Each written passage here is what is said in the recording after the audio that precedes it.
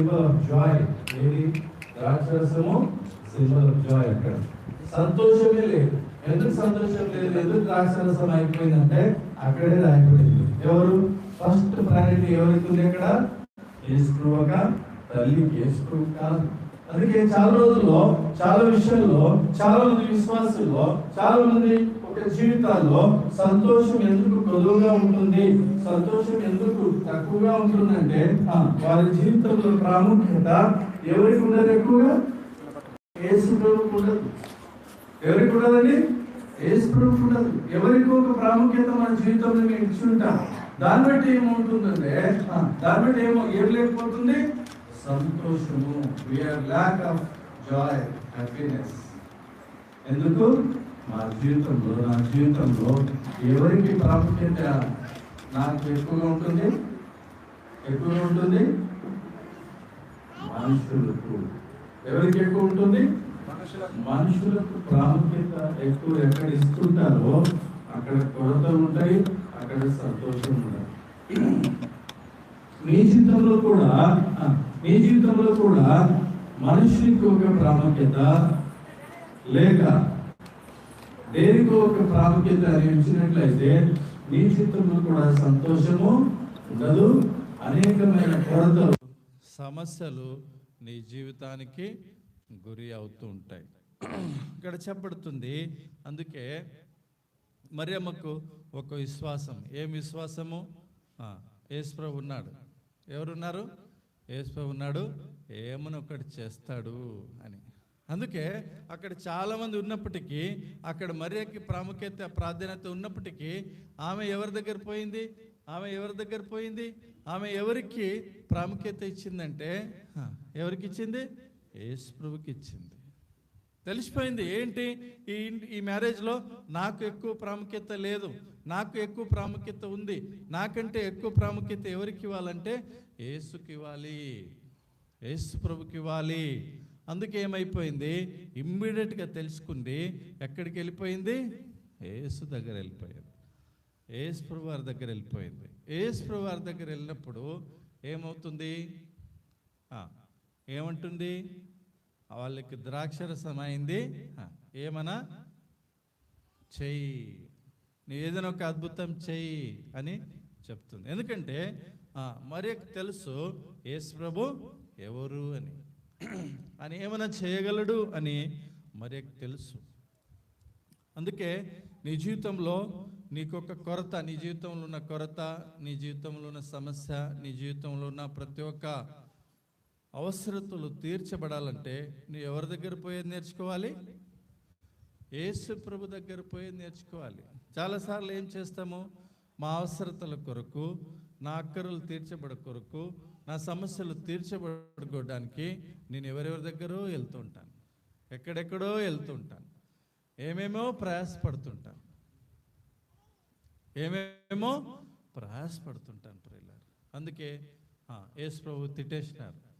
ప్రేమతో మాట్లాడారా? అక్కడ లేదు. ఏమని చెప్పినారు? ఇంగ్లీష్లో అయితే ఉంది, ఓ ఉమన్ అని ఉంది. తెలుగులో ఏముంది? ఓ స్త్రీ అని ఉందా? అమ్మా అని ఉంది తెలుగులో, ఎంతో మర్యాదగా. కన్నడలో కూడా లేదు, ఇంగ్లీష్లో కూడా లేదు. ఏముంది? ఓ ఉమన్ అంటే ఓ స్త్రీ అంటున్నారు. అనా నాతో నీకేం, నా సమయం ఇంకా రాలేదు. నా సమయం అని ఉంది ఇంగ్లీష్లో. అంటే హోర్ అంటే గడియ రాలేదు. అందుకే చాలాసార్లు మా జీవితంలో ఏమవుతాయంటే మేము ఏమేమో అనుకుంటూ దేవునికి అడుగుతుంటాం. అయితే దేవుని సమయం రావాలి. ఎవరి సమయం రావాలి? దేవుని సమయం రావాలి. దేవుని సమయం వచ్చినప్పుడు అన్ని విషయాలు అన్నిటిలో చక్కగా దేవుడు నీ జీవితంలో సిద్ధపరిచేవాడిగా ఉంటున్నాడు.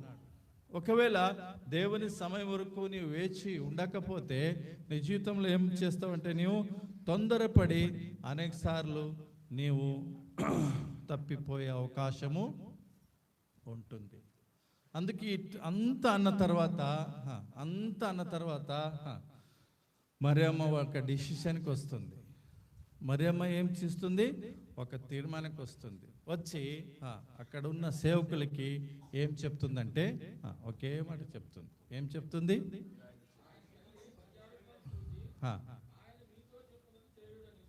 ఆయన మీతో చెప్పున్నది చేయుడి. Whatsoever he says do it.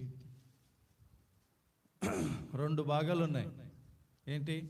ఆయన చెప్పడము, తర్వాత నేను చేయడం. ఆయన చెప్పినప్పుడు చేయాలి. ఆయన చెప్పింది వినేది నేర్చుకోవాలి. ఆయన చెప్పింది వినేది నేర్చుకోవాలి. ఎప్పుడు చెప్పింది వినేది నేర్చుకుంటామో అప్పుడు ఆయన చెప్పినట్లు చేసేదానికి సిద్ధపడతాం.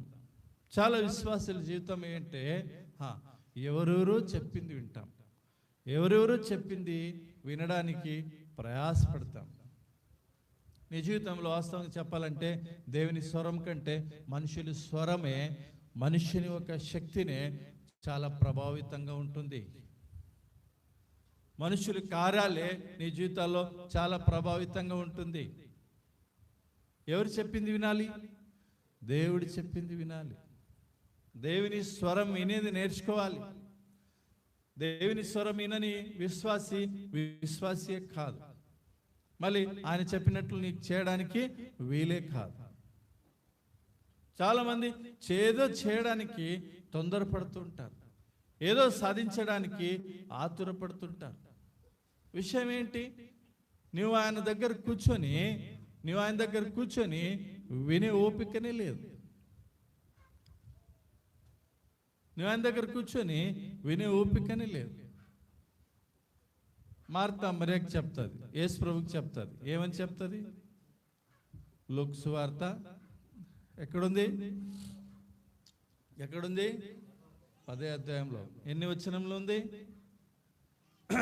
ఎన్ని వచనాలు ఉంది? అక్కడ రాయబడింది, మరియ ఉత్తమమైన భాగము ఏర్పరచుకున్నది. అయితే మార్త ఏమి ఏర్పరచుకున్నది? అక్కడ యేసు ప్రభువే చెప్తున్నారు. ఏమని చెప్తున్నారు? మార్తా నీవు విస్తారమైన, చదవండి,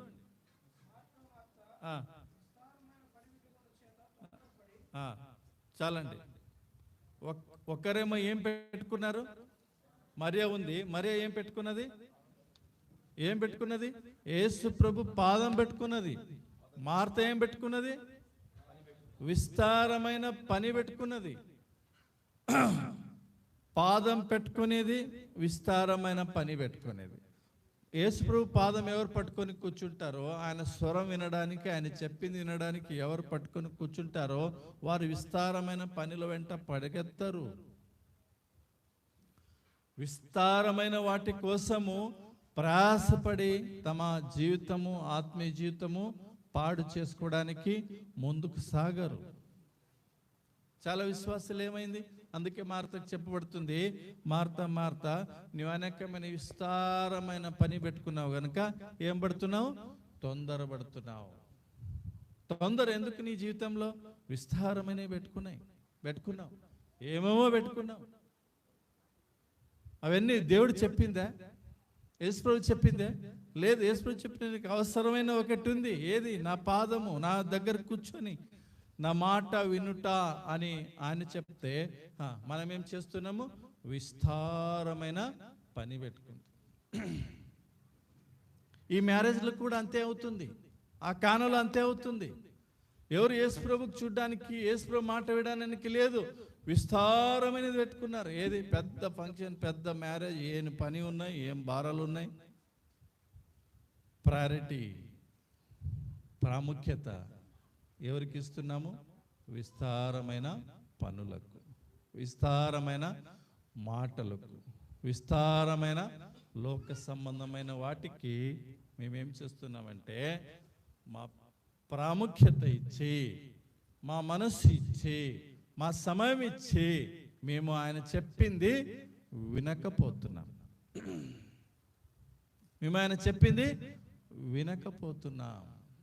నీ జీవితంలో ఆయన చెప్పింది వింటున్నావా? అదే యెషయా గ్రంథంలో చదువుకున్నాం, 50వ అధ్యాయము 4-5 వచనం చదువుకున్నాం. ఏమంట అక్కడ రాయబడింది? ఏమని రాయబడింది? చదవండి. Isaiah 50:4 and 5. చూడండి, ఆయన చెప్పింది వింటే ఏమేమవుతుంది అని అక్కడ చెప్తుంది. ఏమంట? మొట్టమొదటిది ఏంటి? అలసిన వారికి ఆదరించే ఒక జ్ఞానపు ఒక మాటలు. రెండోది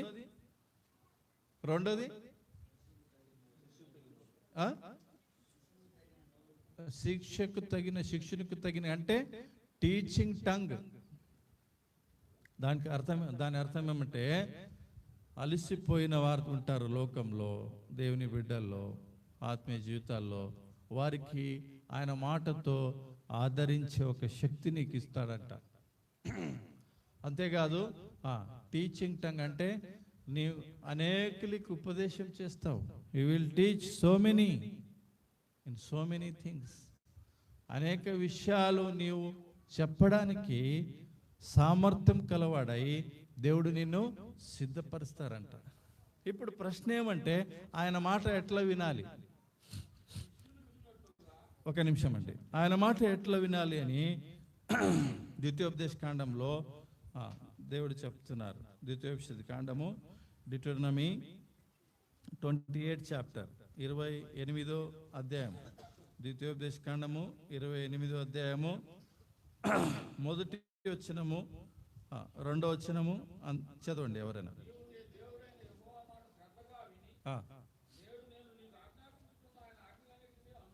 చాలు. ఎట్లా వినాలంట? శ్రద్ధగా వినాలి. చూడండి, how we should hear his voice means, ఇంగ్లీష్లో రాయబడింది వెరీ డెలిజెంట్లీ వినాలంట, శ్రద్ధగా వినాలంట. ఎక్కడుంది మా శ్రద్ధ? శ్రద్ధ ఉందా? అశ్రద్ధ ఉందా? శ్రద్ధ ఉందా? అశ్రద్ధ ఉందా? ఇక్కడ కూర్చున్నాం, వినడానికి వచ్చినాం, అయినా మనసు ఎక్కడెక్కడో పోతుంది. అందుకే శ్రద్ధగా వింటే, దేవుని మాట శ్రద్ధగా వింటే, యెషయా 50వ అధ్యాయము 4-5 వచనములు చెప్పబడింది కదా, అట్లా ప్రభు నిన్ను శిక్షునిగా చేస్తాడు. He will train you like Isaiah 50:4 and 5. 4 మరియు 5 వచనం ఉన్నట్లు దేవుడు నిన్ను ప్రిపేర్ చేస్తాడు. ఎట్లా ప్రిపేర్ చేస్తాడంట? 50 అధ్యాయము 4 మరియు 5 వచనం చదవండి.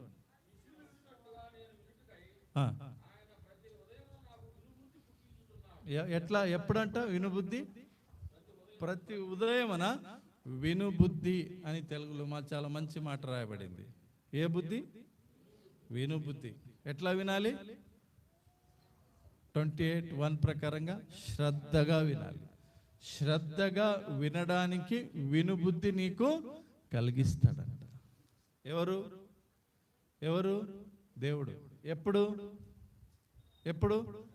అక్కడే రాయబడింది. ప్రతి ఉదయమున ఆయన దగ్గర వెళ్ళడము, వినడానికి సిద్ధంగా ఉండాలి. ప్రతి ఉదయం నీవు ఆయన సన్నిధిలో సిద్ధపరచుకోవాలి. ప్రతి ఉదయమున నేను ఆయన సన్నిధిలో కూర్చొని సిద్ధపడే కంటే నిన్ను మార్తవలే విస్తారమైన పెట్టుకొని ఉంటాను కదా. ప్రతి ఉదయం లేస్తే విస్తారమని మొదలుగా ఉంటాయి. పొద్దున్నుండి సాయంత్రం వరకు విస్తారమని, ఇది తర్వాత ఇది చేయాలి, ఇది తర్వాత ఇది చేయాలి, ఇది తర్వాత ఇది చేయాలి, విస్తారమని పొద్దునుండి సాయంత్రం వరకు పెట్టుకొని ఉంటాను. ప్రశ్న, ఇప్పుడు ప్రభు ఈరోజు నీకు అడిగేది ఏమంటే, నేను చెప్పింది వింటున్నావా? వింటుంటే ఎట్లుంటున్నావు? శ్రద్ధగా వింటున్నావా? అశ్రద్ధగా వింటున్నావా? ప్రతి ఉదయాన వినుబుద్ధి నీకు వస్తుందా? ఇక్కడ వచ్చినావు, ఇక్కడ వినడానికి వచ్చినావు. ఎక్కడ? ఈ మందిరంలో వినడానికి వచ్చినావు. వినుబుద్ధితో వచ్చినావా? బుద్ధి లేక వచ్చినావా? అది చాలా ప్రాముఖ్యమైనది ప్రియులారా. అయితే ఇప్పుడు ప్రశ్న ఏమంటే, మనం మొదటి భాగం ఈరోజు మనం చూసుకునేది ఏంటి? ఆయన చెప్పింది వినాలి ఫస్ట్. ఆయన చెప్పింది చేసే కంటే ఆయన చెప్పింది వినే బుద్ధి నాకు ఉండాలి. ఆయన చెప్పింది వినే బుద్ధి నాకు లేకపోతే నా జీవితంలో ఏమి చేసినా ఎట్లా ఉంటుందంటే కానా విందులో నడిచినట్లు ఖాళీగా ఉంటుంది, ఖాళీగా ఉంటుంది.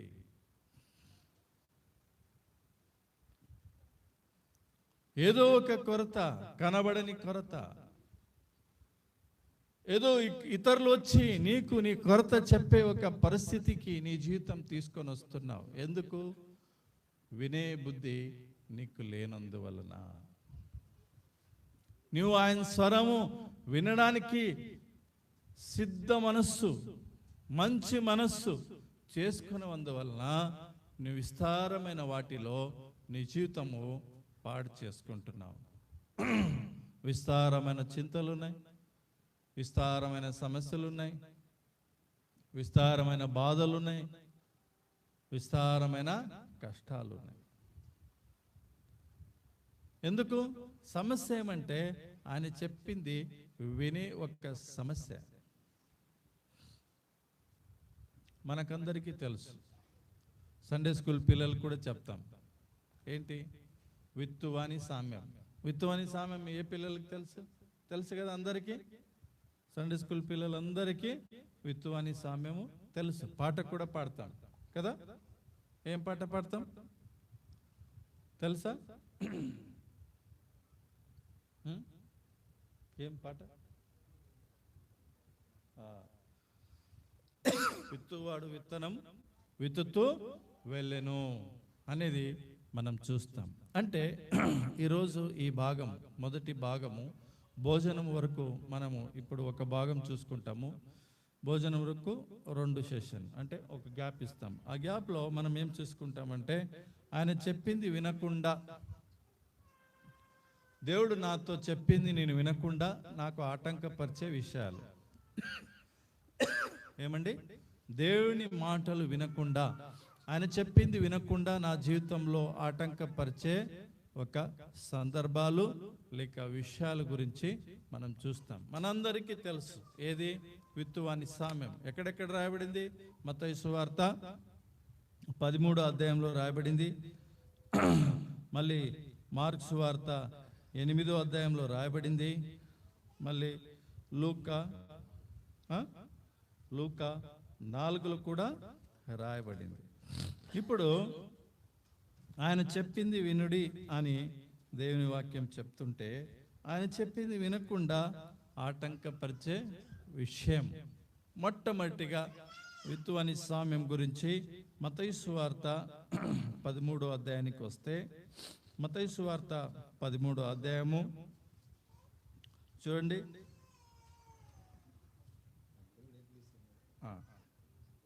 13వ అధ్యాయము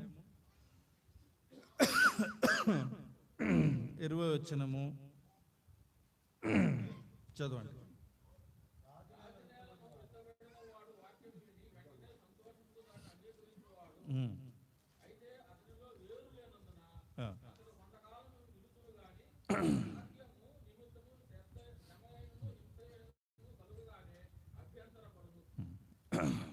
అదే 18, 19 ఒకసారి చదవండి.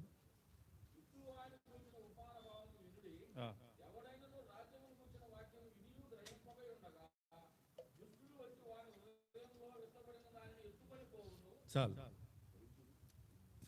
ఏం చూస్తున్నాము? ఆయన మాట వినడం.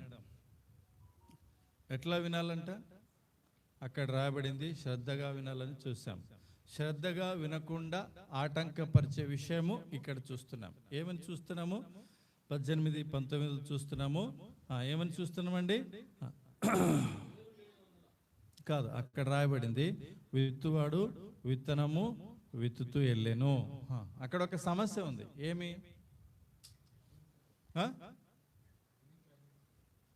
ఏం చేయలేదు? గ్రహించలేదు అని రాయబడింది. ఏం గ్రహించలేదు? ఏం గ్రహించలేదు? వాక్యం గ్రహించట్లేదు. ఇంగ్లీష్లో రాయబడింది అండర్స్టాండత్ నాట్. ఎవరు? అనేక విశ్వాసి జీవితంలో ఏం అర్థం కావట్లేదంట, దేవుని వాక్యం అర్థం కావట్లేదంట. మరి ఏం అర్థం అవుతుంది? అన్నీ అర్థం చేసుకుంటారు, కావలసినవన్నీ అర్థం చేసుకుంటారు. కొందరైతే దేవుని వాక్యం చదువు అంటే నాకు చదువు రాదు. చదువు రాదంటే మరి అన్నిటికీ రావాలి కదా. లోకంలో మీరు చదువు రాకపోతే ఏమి నేర్చుకోకూడదు కదా. అక్కడ కావాల్సిన అన్నీ నేర్చుకుంటాము. అయితే ఎక్కడికి వచ్చి ఆగుతాము? దేవుని వాక్యం దగ్గర ఆగుతాం. ఏమని? చాలా మందికి ఉన్న విశ్వాసికి ఉన్న సమస్య ఇదే. ఏంటి? చదువు రాదు. ఒకటి. చదువు వచ్చిన సమస్య ఏంటి? లోకంలో అన్నీ అర్థం చేసుకుంటాము, అయితే దేవుని వాక్యం అర్థం చేసుకోవడానికి శ్రద్ధ లేదు. ఏం లేదు? శ్రద్ధ లేదు. అందుకే చాలా విశ్వాస జీవితంలో దేవుని వాక్యము చదువుతారు. కొందరు అడిగితే ఏం చెప్తారంటే, నేను 3 అధ్యాయాలు చదివినా, రోజు 10 అధ్యాయాలు చదువుతా, 3 అధ్యాయాలు చదువుతా అని చెప్తారు. దేవుడు ఏం మాట్లాడారంటే 0. ఏంటి? దేవుడు ఏం మాట్లాడారంటే 0. అది మాత్రం చెప్పరు. నీవు ఎన్ని అధ్యాయాలు చదివినా, ఎన్నిసార్లు బైబిల్ చదివినా, దేవుని స్వరం వినే గ్రహింపు, దేవుని స్వరం వినే ఒక సామర్థ్యము, ఆత్మీయమైన జీవితము, ఆయన చెప్పింది వినకపోతే ఆయన చెప్పింది ఎట్లా చేస్తావు? ఫస్ట్ చెప్పింది వినే నేర్చుకోవాలి. దేవుని స్వరం అనేకుల జీవితంలో అరుదుగా ఉంటుంది. దేవుని స్వరం అనేకుల జీవితంలో అరుదుగా ఉంటుంది. ఈరోజు వచ్చినారు, దేవుని మందిరానికి వచ్చినారు, ఎందరు స్వరం విని వచ్చారు? వాక్యం చదివినాం, దేవుని స్వరం నీ హృదయానికి మాట్లాడినట్లు, నీ హృదయానికి తాకినట్లు, నీ హృదయం సిద్ధపరిచినట్లు ఎక్కడైనా ఉందా? చాలా మందికి లేదు. ఎందుకంటే అక్కడే చెప్పబడుతుంది ఏమంట? వాక్యము వింటున్నాము, లేక ఆయన చెప్పింది వింటున్నాము. పోతున్నాడా? విత్తబడింది ఏం చేస్తున్నాడంట? ఎత్తుకొని పోతాడంట. అంటే నీ హృదయంలో ఉన్నదంతా ఎత్తుకొని పోతాడు. ఇక్కడంతా చక్కగా మాట రాసి పెట్టారు. ఏది? కొలెస్సె 3:16. ఏమని? క్రీస్తు వాక్యము మీ హృదయంలో సమృద్ధిగా ఉండాలి. సమృద్ధిగా ఉండాలంటే ఎప్పుడు ఉంటుంది? విని గ్రహించాలి. విని గ్రహించినప్పుడే సమృద్ధిగా ఉంటున్నాయి. గ్రహించట్లేదు, అందుకే దుష్టుడు ఏం చేస్తున్నాడు? అన్ని ఖాళీ చేస్తున్నాడు. మత్తయి సువార్తలో అయితే దుష్టుడు వస్తాడని రాయబడింది. మార్కు సువార్తలో చదవండి. మార్కు సువార్త 8వ అధ్యాయం. మార్కు సువార్త 4వ అధ్యాయం. మార్కు సువార్త 4వ అధ్యాయము 14-15 చదవండి.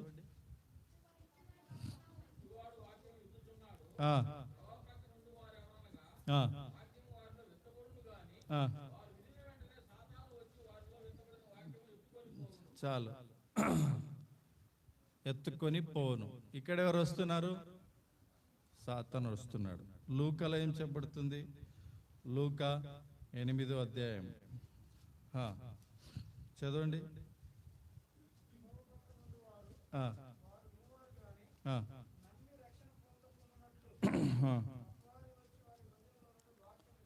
చూడండి, 3 చోట్ల 3 విషయాలు చూస్తున్నాము. ఏమని చూస్తున్నాము? అపవాది, సాతానుడు, దుష్టుడు కదా. అపవాది, సాతానుడు, దుష్టుడు. ఎప్పుడు వస్తారంట వీళ్ళు ముగ్గురు? చెప్పండి. విని గ్రహించకుండానట్లు. అందుకే యోవేల్లో ఒక మాట రాయబడింది. యోవేల్ గ్రంథము 1వ అధ్యాయము 17వ వచనం. యోవేలు 1:17లో ఒక మాట రాయబడింది. ఏమని రాయబడింది?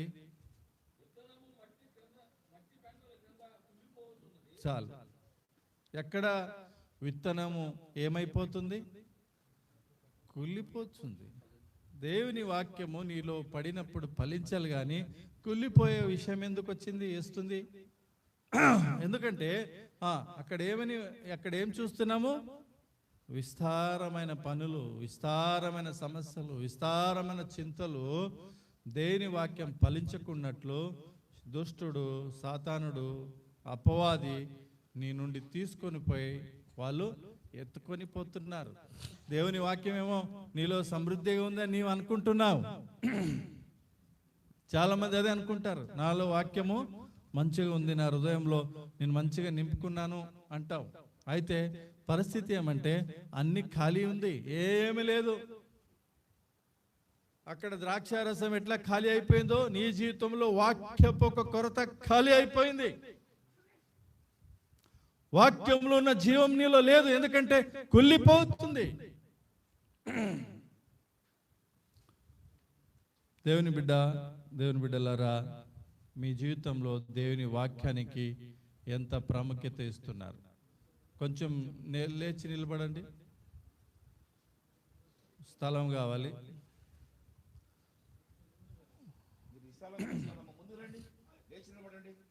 లేచి నిలబడండి. మీ హృదయంలోనికి వాక్యానికి ఇస్తారు.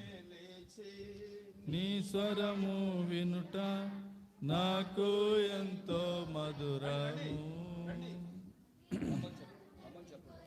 రండి. రక్షించు ఆపదల నుండి. మీరు వచ్చిన పాడితే ఉంటే వెనకమల రావాలి ముందుకి. అక్కడే నుంచున్నారు, మీరు లేవటానికే లేపించి పాడండి.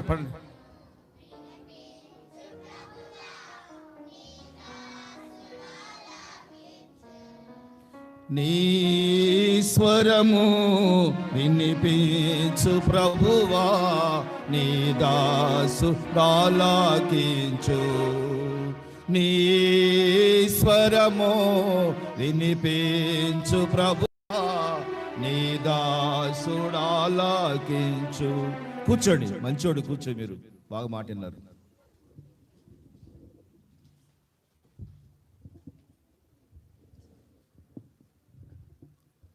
చూసారా ఏమని చూస్తున్నాము? దేవుని వాక్యం విని ఎక్కడ పెట్టుకోవాలి? అవి నీ జీవితంలో నీవు ఏం చేయాలని ఒక గ్రహింపు నీకు లేకనే ఎన్నో సంవత్సరాలు ఇట్లే గడిచిపోతున్నాయి. 3 చోట్ల చదివినాము. వాక్యము దేనికోసము ఫలించట్లేదంటే దాన్ని అర్థం చేసుకోకపోతున్నాము. రెండోది వింటున్నాం కానీ దాన్ని సరిగ్గా అర్థం చేసుకోకపోతున్నాం గనక శత్రువు వచ్చి మా నుండి తీసుకొని పోతున్నాడు. మా హృదయంలో ఏం మిగలట్లేదు అనుకుంటున్నాం, ఎంతో మిగులుతుంది. నా హృదయంలో వాక్యం ఎంతో ఎదుగుతుంది, నేను వాక్యంలో ఎంతో ఎదుగుతున్నాను అనే ఒక భ్రమలో ఉన్నావు, ఒక మనస్థితిలో ఉన్నావు. అయితే వాస్తవంగా నీ హృదయంలో ఏమీ లేదు, అంత ఖాళీ అయిపోతుంది. ఎత్తుకొని పోతున్నాడు, ఎత్తుకొని పోయేది నీకు అర్థమే కావట్లేదు. ఎట్లా ఎత్తుకొని పోతున్నాడంట? 3 వస్తున్నారంట. ఎవరెవరు? దుష్టుడు, అపవాది, సాతానుడు. ఇంగ్లీష్లో చూసినట్లయితే వికెడ్, డెవిల్, సాతాన్ అని ఇట్లా రాయబడింది. హైరార్కీ అంటే కింద నుండి పైన. బాస్ ఎవరంటే సాతానుడు, వాని కింద ఎవరున్నాడంటే దురాత్మ, దురాత్మ కింద ఎవరున్నాడంట దుష్టుడు. ఈ లోకంలో ఇట్లే పని చేస్తున్నాడు. ఎవరు? సాతానుడు. ఎవరి ద్వారా? దుష్టుని ద్వారా, సాతాను ద్వారా. అంటే దుష్టుని ద్వారా, దురాత్మ ద్వారా ఆయన వెళ్తున్నాడు, లోకాన్ని వెళ్తున్నాడు. విశ్వాస జీవితం హృదయంలో కూడా ఆయన ప్రవేశించినాడు. ఎట్లా? దుష్టుల ద్వారా, మళ్ళీ దురాత్మ ద్వారా. ఇప్పుడు ప్రశ్న ఏమంటే, దుష్టుడు నాలో ఎట్లా వస్తాడండి అని మీరు అనుకుంటారేమో కదా. సాధ్యమే లేదు కదా, దుష్టుడు మీలో రావడానికి సాధ్యమే లేదు కదా. యేసు ప్రభు పేతురుకి తిట్టినాడు. ఏమని తిట్టినాడు? ఎవరిని ఎట్లా తిట్టినాడు? పేతురు ఎవరైనా శిష్యుడు, ఎంతో మంచి శిష్యుడు, ప్రథమ శిష్యుడు, ఆయనను వెంబడించిన మంచి శిష్యుడు. యేసు ప్రభు తప్ప నీళ్ళలో నడిచిన మొదటి శిష్యుడు. ఆయనకేమంటున్నాడు? ఏ సాతాన్ పో. ఇప్పుడు ఎవరైనా అట్లా తిట్టినారనుకోండి, ఏమని ఏమని నిన్ను ఏ దుష్టుడా, దుష్టురాలా, ఏ సాతానడా, సాతాన్రాలా అని నీకు తిట్టినారనుకోండి, ఏం చేస్తావు? ఏం చేస్తావు? ఓ అబ్బా ఇంకా అయిపోయింది, ఇటు వచ్చేదే లేదు. నా చిన్న కూతురు ఉంది, అప్పుడప్పుడు తిడుతుంది నాకు. ఏమని? ఏ సాతాన్ పో అంటది. ఎవరిని? ఎవరిని? నన్నే. ఎందుకు? ఏదో చూసుంటుంది, సాతాన్ లాగా నా స్వభావం, నాలో ఏదో ఒక స్వభావం చూసుంటారు, ఆమెకు మంచిగా అనిపి, అందుకే తిట్టింటారు. సో నీ జీవితంలో నిన్ను దుష్టులని తిట్టితే, దురాత్మని తిడితే, సాతానుడని తిడితే ఎట్లుంటుంది నీ జీవితము? ఇటు పక్కన ఎందుకు ఆయన అట్లా తిడుతున్నాడు, నేను ఎందుకు పోవాలి అని మనసులో అనుకుంటావు. కానీ అని తిట్టింది ఏమో కరెక్ట్ ఉంది, నాలో ఏదో స్వభావం ఉండొచ్చు, నాలో ఏదో ఇంకా ఉంది, నేను దాన్ని సరి చేసుకుంటా అనే మనసు రాదు. వస్తుందా? రాదు. అందుకే వాక్యంలో ఎంత ఎదుగుతారో అంత దీనులు అవుతారు. వాక్యంలో ఎంత ఎదుగుతామో అంత దీనత వస్తుంది. యేసు ప్రభు మనస్సు వస్తుంది. వాక్యం నీలో ఎంత ఎదుగుతూ ఉంటావో వాక్యంలో అంత యేసు ప్రభు మనస్సు వస్తుంది. వాక్యం ఎంత ఖాళీ అవుతుందో అంత దుష్టుని మనస్సు వస్తుంది. వాక్యం ఎంత ఖాళీ అవుతుందో అంత దురాత్మ మనస్సు వస్తుంది. వాక్యం ఎంత ఖాళీ అవుతుందో అంత మనస్సు సాతాను మనస్సు వస్తుంది. ఇప్పుడు ప్రశ్న ఏమంటే, నాలో ఎందుకు దుష్టుడు వస్తాడు, నాలో ఎట్లా దుష్టుడు కార్యం చేస్తాడు అని నీవు అనుకుంటావు. దానికి వాక్యం ఏం చెప్తుందంటే, కీర్తన 1వ అధ్యాయము 1వ వచనం అందరికి తెలిసే, కంఠం ఉంది. చాలు ఏంటి? దుష్టిని చాలా. దుష్టుడు ఎట్లా వస్తాడంట చెప్పారు, చదివారు కదా. ఇప్పుడు ఎట్లా వస్తాడు? ఆలోచన. ఎలాంటి ఆలోచన? దుష్టుడు దుష్టిని ఆలోచన చొప్పునే వస్తాడు నీకు. నాకెందుకు వస్తాడు అని మళ్ళీ నువ్వు ప్రశ్న వేసుకోవచ్చు. ఆదివారము లేక ఇట్లా స్పెషల్ మీటింగ్ వచ్చినప్పుడు ఇక్కడ కూర్చుంటావు, 10 నుండి సాయంత్రం ఇక్కడ ఉంటావు. ఇది తప్ప మళ్ళీ ఇంటి నుండి బయటికి పోతే ఎక్కడికి పోతావు? దుష్ట యుగంలో పోతావా, పరిశుద్ధుల యుగంలో పోతావా? దుష్టుని యుగంలో పోతావు. మరి దుష్టుని యుగం పోయినప్పుడు ఏమొస్తాయి? దుష్టుని ఆలోచనలు అనేకమైనవి నీ చెవికి పడుతూనే ఉంటాయి. పడతాయా లేదా? లోకంలో పోయినప్పుడు అనేకమైన విషయాలు లోకంలో నడుస్తున్నప్పుడు, నీవు పనిచేసే చోట ఉండొచ్చు, నీ పొలం ఉండొచ్చు, నీ ఎక్కడో ఒక ప్రయాణంలో ఉండొచ్చు, నీ స్కూల్ ఉండొచ్చు, నీ కాలేజ్ ఉండొచ్చు. దుష్టుని అనేకమైన ఆలోచనలు నీకు వస్తాయి. వచ్చినప్పుడు ఏమవుతుంది? కొన్ని మంచిగా అనిపిస్తాయా లేదా? అనిపిస్తాయి.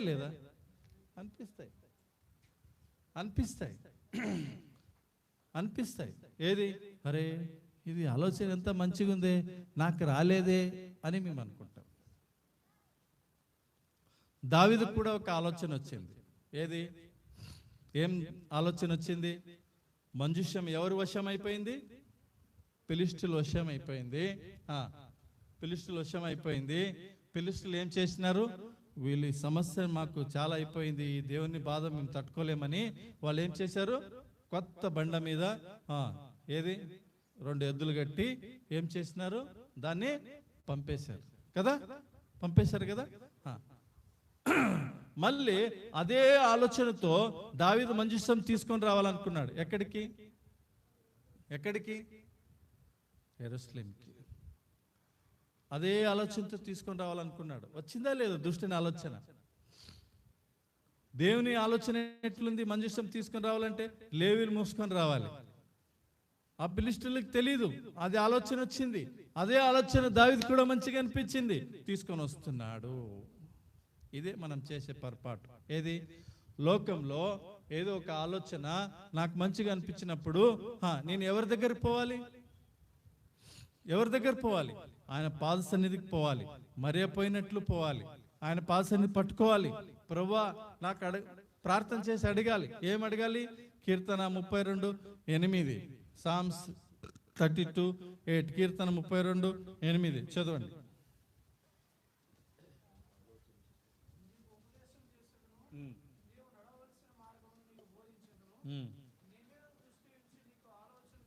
ఆలోచన చెప్తారు ఎవరు? ఎవరు? దేవుడు, నీ దేవుడు.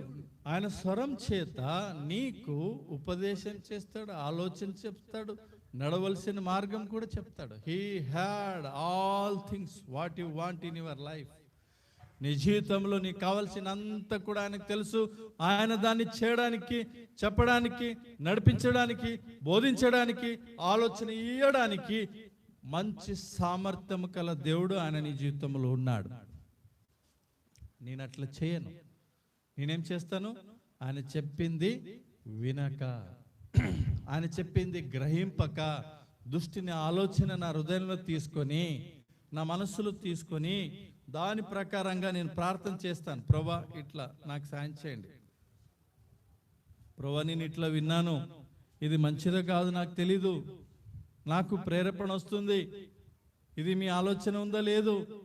ప్రార్థన చేసి దుష్టిని ఆలోచన తీసేసి దేవుని ఆలోచన తీసుకుంటే నీ జీవితంలో ఎంతో బాగుపడతావు. నీ జీవితంలో ఎంత మంచిగా అవుతుంది. కానా ఆ ఒక వివాహంలో అదే చూస్తున్నాం. వాళ్ళు ఏమేమో ఆలోచన చేసినారు, సరి కాలేదు. మరే కూడా తెలిసిపోయింది, ఇది మా వల్ల అయ్యేది కాదు. ఎవరి దగ్గర వచ్చింది? యేసు ప్రభు దగ్గర వచ్చింది. నీవు కూడా యేసు ప్రభు దగ్గర ఆయన ఆలోచన కొరకు వస్తే ఆయన నీకు చాలా మేలులు చేస్తారు. ఈ రోజుల్లో మన సర్చింగ్ ఎక్కడ నడుస్తుందంటే దీంట్లో నడుస్తుంది. చాలా మంది దగ్గర ఉంది, సిటీలో అంతా దీంట్లోనే అడుగుతారు. దేంట్లో? దీన్ని పట్టుకొని మేము నడపాలి దీనికి, కానీ మా నడుపు కొరకు దీన్ని అడుగుతాం కదా. ఆలోచనలు చాలా నీ జీవితంలో నేను చాలా ఫెయిల్యూర్ చేస్తున్నాయి ప్రియులారా. లోకంలో దుష్టిని ఆలోచన తీసుకొని నీ జీవితంలో ఎంతో నష్టం నీవే తెచ్చుకుంటున్నావు. దేవుని ఆలోచన నీ జీవితంలో గాక దుష్టిని ఆలోచన నిన్ను ఎంతో ఓడేసినావు, ఓడిపోయినావు. అనేకమైన ఆలోచన నీ హృదయంలో తెచ్చుకొని దాని గురించి ఆలోచించి ప్రభు ఒక ఆలోచన అడగక నీ జీవితంలో ఎంతో నిరాశకు, నష్టానికి, నీకున్నదంతా పోగొట్టుకునే పరిస్థితి వచ్చింది. ఎందుకు? Why you are failure? ఎందుకు నీవు ఓడిపోయినావు? ఎందుకంటే ఆయన ఆలోచన నీవు తీసుకోకపోతున్నావు. ఇంకా రెండోదిగా ఎట్లా వస్తున్నాడంట ఆయన? ఎట్లా వస్తున్నాడంట? దురాత్మ. దురాత్మ అంటే ఏంటి చూడండి. 2 తిమోతిలకు రాసిన పత్రిక, 2 తిమోతిలకు రాసిన పత్రిక, అది వద్దు, 1 తిమోతి 4 దగ్గర వస్తాం. 1 తిమోతి 4వ అధ్యాయము 1వ వచనం చదవండి.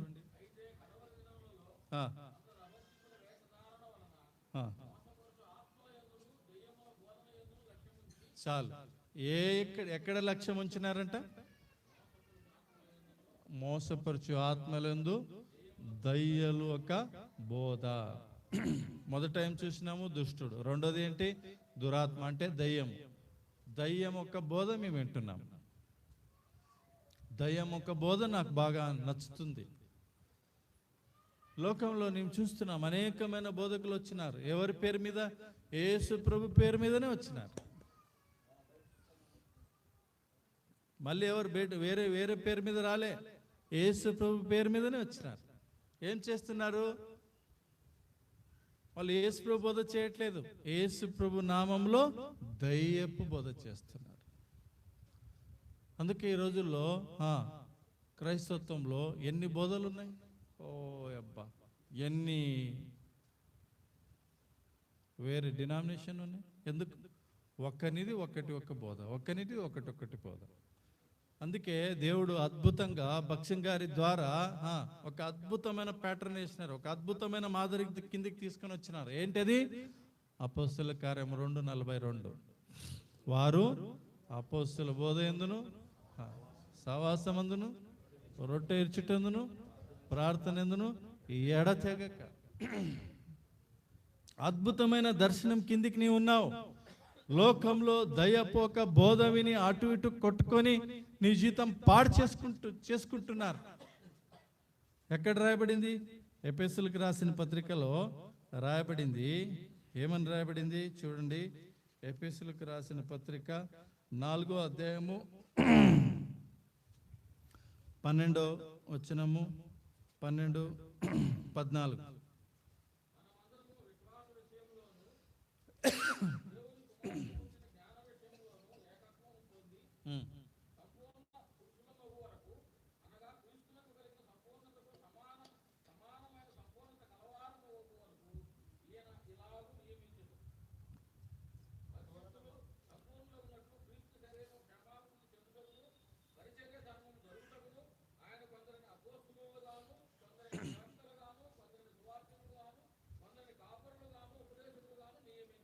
ఇట్లా నియమించినాడు.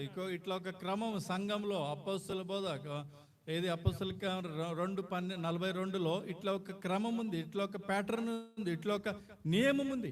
అయితే ఇది ఇడిచిపెట్టి చాలా మంది ఏం చూస్తున్నారు? 14 వచనంలో చెప్పబడుతుంది. 14 వచనంలో ఏం చెప్పబడుతుంది?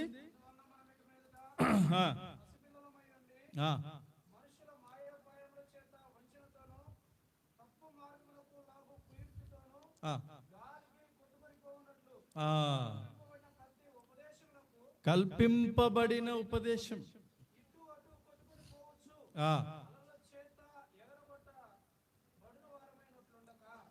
అట్లా ఉండకూడదు. ఏంటి? అలలకు ఏది? కల్పింపబడిన బోధ. చాలా స్వీట్. ఇంగ్లీష్లో ఏముందంటే షుగర్ లిప్స్ అంటారు. షుగర్ లిప్స్ అంటే షుగర్ లిప్స్కి ఏమంటారు? షుగర్ అంటే ఏంటి? చక్కెర. నోటికి ఏం వేసుకుంటారంట వాళ్ళు? చక్కెర వేసుకుంటారంట. చక్కెర. లిప్స్టిక్ కాదు, చక్కెర. స్వీట్ లిప్స్ అంట. అంటే కల్పింపబడిన మంచి మంచి మాటలు మాట్లాడి మాట్లాడి మాట్లాడి మాట్లాడి మాట్లాడి నేను లాక్కొని పోతాను. నువ్వు ఎక్కడ ఉండకూడదు అన్నట్ట? అపొస్తలుల కార్యము 2:42 మాదిరిలో ఉండకూడదు. నువ్వు అటు ఇటు విని అటు ఇటు కొట్టుకొని పోయి స్థిరత్వం లేక ఒక చంటి పిల్లవలే అటు ఇటు ఒక స్థిరత్వం లేక దుష్టుని బోధ చేత, దురాత్మ ఒక బోధ చేత నిన్ను పాడు చేయడానికి లోకంలో సిద్ధంగా ఉంది. అందుకే చాలా మందికి బోధలు కూడా అర్థం కావట్లేదు. ఎందుకు? నీకు వాక్యం అర్థం అవుతేనే చెప్తున్నాయన బోధ వాక్యాధారమైనదా లేక వాక్యానికి విరోధమైనదా అనేది తెలుసుకుంటావు. నువ్వు శ్రద్ధగా ఆయన మాట వింటూ ప్రతి ఉదయమున ఆయన వాక్యము కొరకు నీ హృదయం తెరుచుకొని మంచి జ్ఞానము ఆయన ఇచ్చి ఆయన వాక్యంతో నీ హృదయం నింపుకున్నప్పుడు ఎలాంటి బోధ అయినా ఎదిరించే శక్తి దేవుడు నీకు ఇస్తాడు. నీవు దేవుని వాక్యం మీద శ్రద్ధనే లేదు. దేవుని వాక్యంతో హృదయం నింపుకోవాలనే మనస్తత్వం లేదు. ఇట్లా ఉన్నప్పుడు ఎట్లా అవుతుంది? ఇది దుష్టుడు చేసే పని. ఏది? దురాత్మ చేసే పని. దుష్టుడు ఎట్లా చేస్తాడు? ఎట్లా చెడుపుతున్నాడంట విశ్వాసుల్ని? చెప్పండి. ఆలోచన ద్వారా. దురాత్మ ఎట్లా చేస్తున్నాడు? దయ్యముల ఒక బోధ, నేర్పు గల బోధ, మంచి తీయగా మాట్లాడే బోధ, కథల చేత ఆ కథలు ఈ కథలు చెప్పి పిట్ట కథలు చెప్పి అయిపోయింది. కొందరు వాక్యం ప్రాముఖ్యత ఇయ్యరు. ఏంటి? కథలు చెప్తుంటారు. కథలు చెప్పే స్థలమా ఇది? కొందరైతే నవ్విస్తారు. నవ్వించడానికి జోకర్ ప్లేసా ఇది? కదా? భక్సింగ్ గారు కూడా నవ్విపించినారు, లేదని కాదు. నువ్వు ఎక్కి దిగే వరకు నవ్విపించేది, జోకర్ లాగా చేసేది, కథలు చెప్పేది. మరి వాక్యానికి ఎక్కడ ప్రాముఖ్యత? అందుకే ఇవంతా దురాత్మ చేత బోధింపబడతారు. వాక్యము బోధింపని వాడు నేను వాడిని నమ్మను. నేను అలాంటి వారిది ఎలాంటి గొప్ప బోధకుడైనా నేను వినడానికి పోను. అందుకు ప్రియులారా, మనం వాక్యానికి ప్రాముఖ్యత ఇవ్వాలి. వాక్యము హృదయంలో నింపబడాలి. ఆయన ఆలోచన చేత మన హృదయం లింపబడాలి కానీ దుష్టిని ఆలోచన చేత కానీ దురాత్మ బోధల చేత కానీ మన హృదయము నింపబడకూడదు. అట్లా ఉంటే నేను కూడా మార్తవలే విస్తారమైన వాటిలో పడిపోయి నన్ను చెడుపుకుంటాను. కానీ నేను యెషయా 50:4-5 ప్రకారంగా చదువుకున్నాం ఆల్రెడీ. ఆయన సన్నిధికి పొద్దున జావున నేను ఆయన దగ్గర పోయి నేర్చుకుంటూ సిద్ధపడుతూ ఆయన నా జీవితం ఆయనకు అప్పగించుకుంటూ ఏ కొరత లేక జీవించక ఉండునా. ఇది చాలా ప్రాముఖ్యమైన విషయం. మూడోది ఎవరు వస్తున్నారంట? సాతానుడు కదా. మొదటిది ఎవరు వస్తున్నారు? దుష్టుడు. రెండోది ఎవరు వస్తున్నారు? దురాత్మ. మూడోది ఎవరు వస్తున్నారు?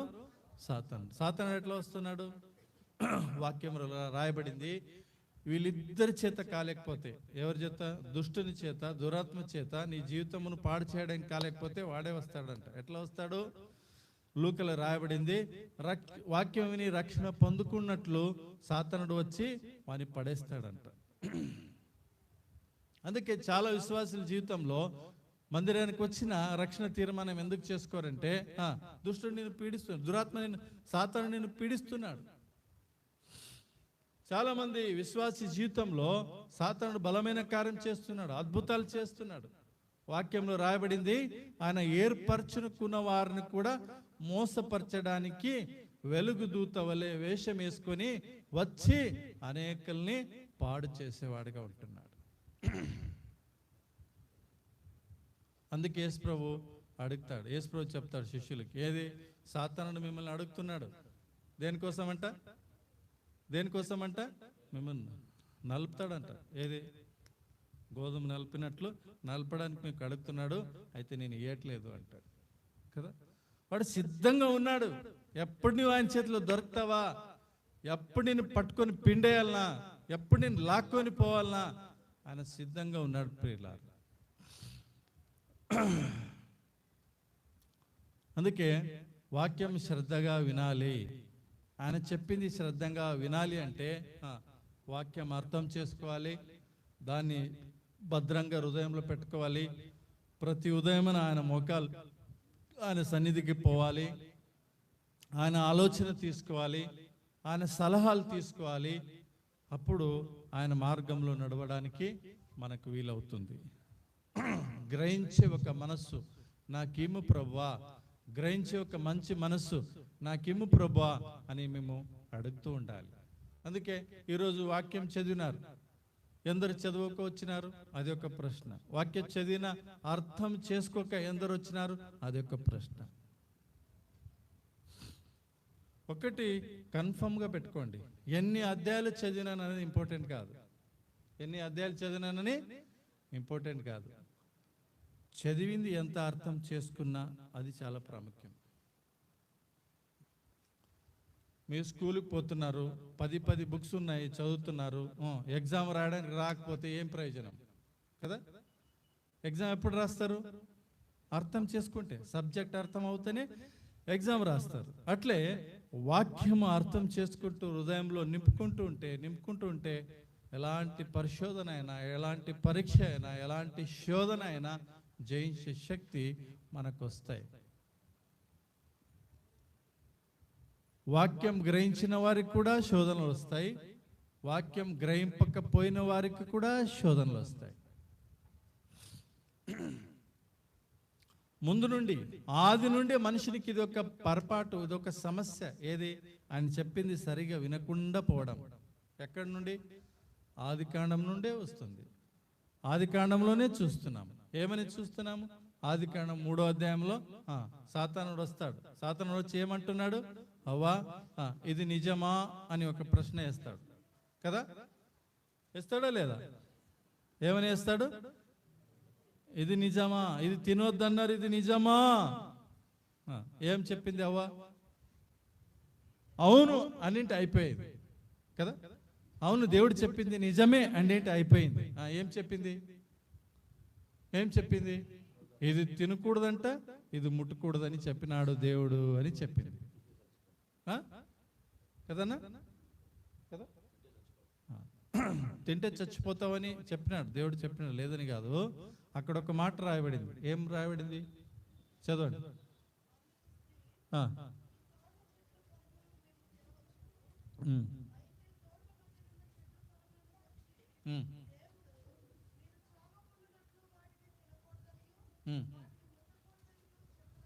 చూడండి, చూడండి ఏం చెప్తుంది ఈమె. అది తినొద్దని అన్నాడు దేవుడు, ముట్టకూడదని కూడా అన్నాడు దేవుడు అని చెప్పినాడు. దేవుడు చెప్పలేదు. ఏం చెప్పినాడు? తినొద్దు అని చెప్పినాడు, తింటే చచ్చుతావు అని చెప్పినాడు. ఈమె ఎక్స్ట్రా చెప్తుంది, ఏది? ముట్టకూడదని. విన్నదా అది? దేవుని నుండి విన్నదా? కాదు, దేవుడు విన్నది కాదు అది. ప్రతిరోజు సాయంత్రం దేవుడు వచ్చి వాళ్ళతో మాట్లాడుతున్నాడు. ప్రతిరోజు దేవుని స్వరం వింటుంది. దేవుడు తన స్వరం వినిపిస్తున్నాడు. అయితే ఆదం సరిగా వింటున్నాడు, అవ్వ సరిగా వినట్లేదు. అంటే సంఘంలో అట్లుంటుంది. ఏది? కొందరు సరిగ్గా వినేవాళ్ళు ఉంటాము, కొందరు సరిగ్గా వినవారం ఉంటాం. విన్నవారు హృదయంలో వాక్యం భద్రపరుచుకొని ఫలించేవారుగా ఉంటారు. వినని వారు శోధనలకు బలి అయి, గురి అయి, దుష్టిని చేత, దురాత్మ చేత, సాతాను చేత పీడింపబడేవారుగా ఉంటారు. నీ జీవితం ఎట్లుంది? అది చాలా ప్రాముఖ్యం. ఎవరెవరు వస్తున్నారు చెప్పండి. మొదట ఎవరు వస్తున్నారు? దుష్టుడు. రెండోది ఎవరు వస్తున్నారు? సాతానుడు, దురాత్మ. మూడోది సాతానుడు వస్తున్నాడు. వీళ్ళు ముగ్గురు ఎట్లా వస్తారని తెలిసిపోయింది కదా. ఎప్పుడు వస్తారంట వీళ్ళు? వాక్యం విని లేక చదివి గ్రహింపక ఉన్నప్పుడు. ఎప్పుడు వస్తారంట? గ్రహింపక ఉన్నప్పుడు వీళ్ళు ముగ్గురు వస్తారు. ఇప్పుడు ఒకవేళ గ్రహించినామనుకోండి, వాక్యం విని గ్రహించి ఆయన స్వరం చక్కగా విని హృదయంలో భద్రపరుచుకున్నామంటే అప్పుడు కూడా ముగ్గురు వస్తారు. అప్పుడు కూడా ముగ్గురు ఒక అనుభవం వస్తుంది. ఎవరెవరిది? తండ్రి దేవుడు, ప్రభువైన క్రీస్తు వారు, మళ్ళీ పరిశుద్ధాత్మ దేవుడు. వీళ్ళు ముగ్గురు సావాసం, వీళ్ళు ముగ్గురు ఒక సన్నిధి, వీళ్ళు ముగ్గురు ఒక ప్రభావము మా జీవితంలో చూస్తాం. ఎప్పుడు? గ్రహించినప్పుడు, గ్రహించి హృదయంలో పెట్టుకున్నప్పుడు. గ్రహించకపోతే ముగ్గురి ప్రభావానికి గురి అవుతాం. దుష్టుడు, దురాత్మ, సాతానుడు. అదే మత్తయి సువార్తలో మనం చూస్తాం. ఏది? దురాత్మ యేసు ప్రభువారిని వచ్చి ఏం చేస్తున్నాడు?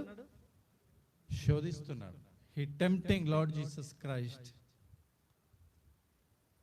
యేసు ప్రభువారిని దురాత్మ వచ్చి పీడిస్తుంది, శోధిస్తుంది. అందుకే విశ్వాస జీవితంలో నీవెందుకు శోధన గురి అవుతున్నావంటే, అంటే దేవుని వాక్యం ప్రకారంగా నడిస్తే శోధన రాదని కాదు, అప్పుడు వస్తుంది, ఇప్పుడు వస్తుంది. సమస్య ఏమంటే గ్రహించినప్పుడు జయిస్తావు, గ్రహింక ఉన్నప్పుడు పడిపోతావు. అందుకే మరి ఏమంటదంటే ఆయన చెప్పింది చేయడు. అంటే ఆయన చెప్పింది వినాలి ఫస్ట్, దాని తర్వాత చేయడానికి సిద్ధ మనసు కలిగి ఉంటాం. చెప్పిందే వినకపోతే చేసేది ప్రశ్న లేదు. అందుకే ఈ మొదటి భాగం ఇక్కడికి ఆగి ఒక పాట పాడతాము. దాని తర్వాత రెండో భాగము మనం చూసుకుంటాం. దేవుడు ఈ రీతిగా మా హృదయాల్ని వాక్యంతో నింపబడి గ్రహింపు గల జీవితానికి ప్రభు సిద్ధపరచును గాక.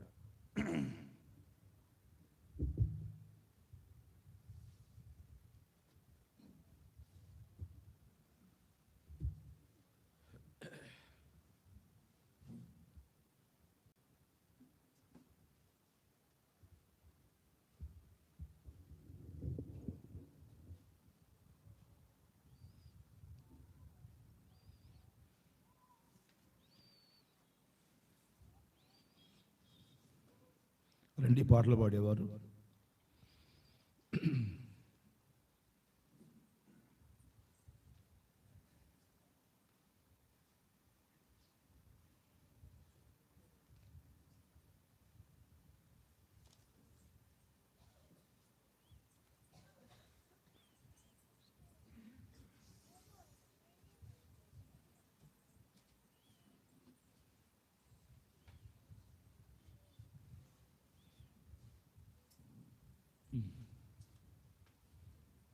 నీ స్వరం వినిపించు ప్రభు.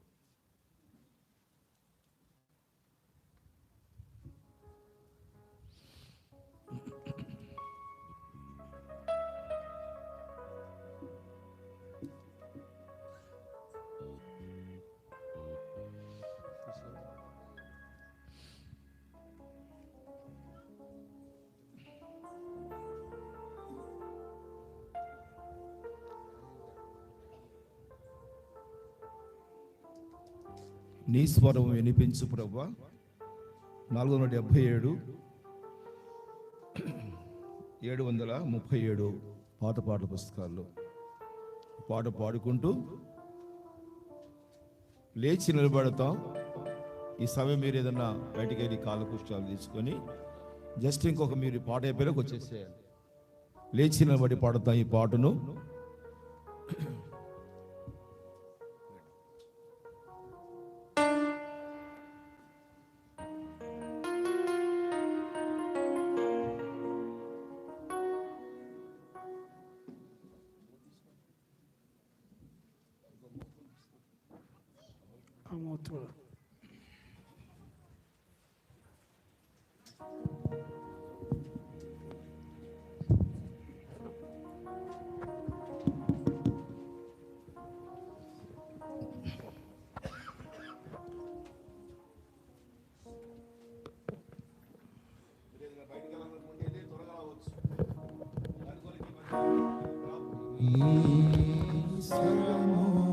వినిపించు ప్రభువా, నీ దాసుడాలకించు. నీ స్వరము వినిపించు ప్రభువా, నీ దాసుడాలకించు. నీ వాక్యమును నేర్పించు, దాని అందు నడచునట్లు నీతో. నీ వాక్యమును నేర్పించు, దాని అందు నడచునట్లు. నీ స్వరము వినిపించు ప్రభువా, నీ దాసుడాలకించు. స్వరము వినిపించు ప్రభువా, నీ దాసుడాలకించు. ఉదయమునే లేచి నీ స్వరము వినుట నాకు ఎంతో మధురము. ఉదయమునే లేచి నీ స్వరము వినుట నాకు ఎంతో మధురము. దినమంతటి కొరకు నన్ను సిద్ధపరచు, రక్షించు ఆపదల నుండి, రక్షించు ఆపదల నుండి. నీ స్వరము వినిపించు ప్రభువా, నీ దాసుడాలకించు. నీ స్వరము వినిపించు ప్రభువా, నీ దాసుడాలకించు. నీ వాక్యము చదివి నీ స్వరము వినుచు నేను సరిచేసి కొందు. నీ వాక్యము చదివి నీ స్వరము వినుచు నేను సరిచేసి కొందు. నీ మార్గములో నడచునట్లుగా నేర్పించుము ఎల్లప్పుడూ, నేర్పించుము ఎల్లప్పుడూ. నీ స్వరము వినిపించు ప్రభువా, నీ దాసుడాలకించు. నీ స్వరము వినిపించు ప్రభువా, నీ దాసుడాలకించు.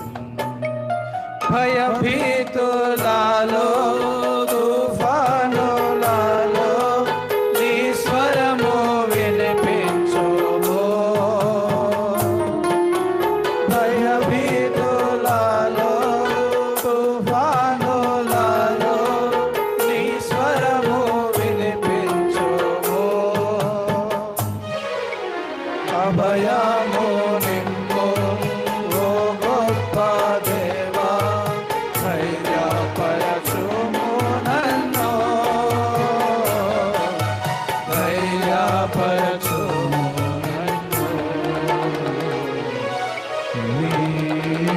స్వరము వినిపించు ప్రభువా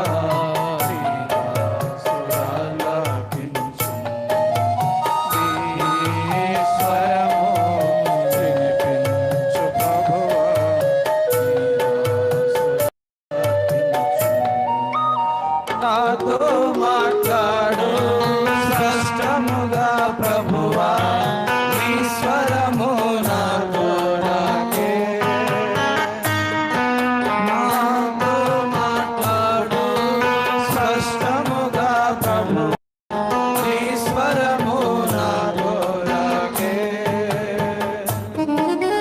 నీతో మనుషులతో సరిచేసే కొందు నీ దివ్య వాక్యము ద్వారా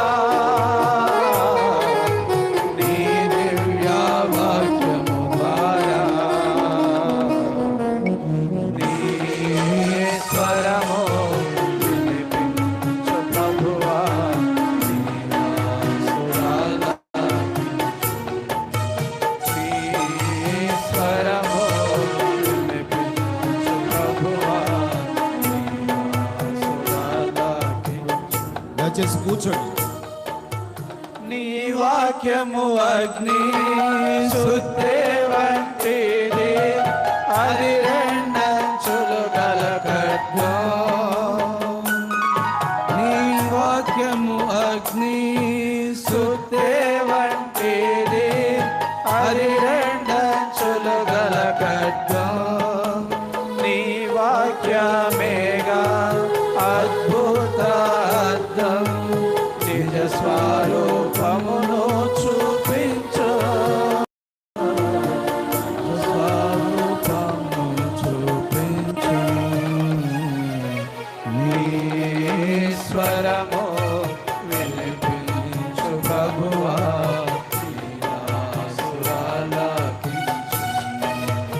నీ స్వరము వినిపించు ప్రభువా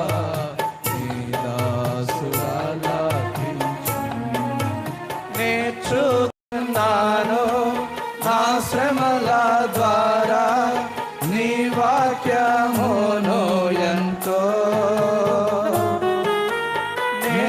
నేర్చుకున్నాను నా శ్రమల ద్వారా నీ వాక్యమును ఎంతో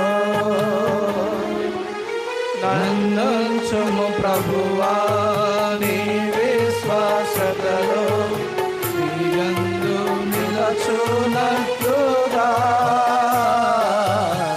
నీయందు నిలచునట్లుగా నీ స్వరము వినిపించు ప్రభువా నీ దాసులాలకించు నీ స్వరము వినిపించు ప్రభువా నీ దాసులాలకించు నా హృదయములోని చెడు తలంపులను ఛేదించు నీ వాక్యము నా హృదయములోని చెడు తలంపులను ఛేదించు నీ వాక్యము నీ రూపము నాకు మార్చును నన్ను నీలో మహిమా కొరకేగా నీలో మహిమా కొరకేగా నీ స్వరము వినిపించు ప్రభువా నీ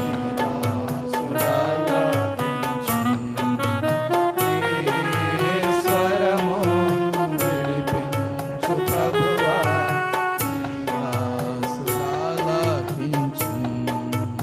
నీ వాక్యమును నేర్పించు దాని అందు నడచు నాలో నీతో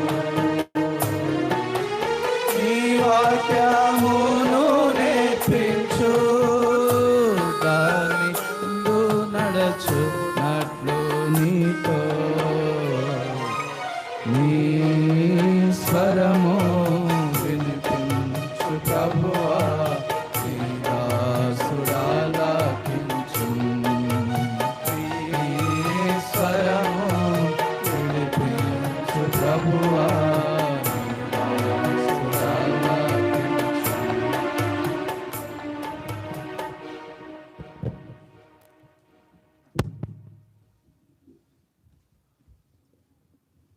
బ్రదర్స్ కొంతమంది బయటికి వెళ్ళి త్వరగా రావాలి. వాక్యం ఆరంభించబోతున్నాం మరలా త్వరగా రావాలి. చెప్పిన వాక్యం కొరకై, చెప్పబోతున్న వాక్యం కొరకై అన్న అబ్రాహ్మణ వచ్చి ప్రార్థన చేస్తారు. అబ్రాహ్మణ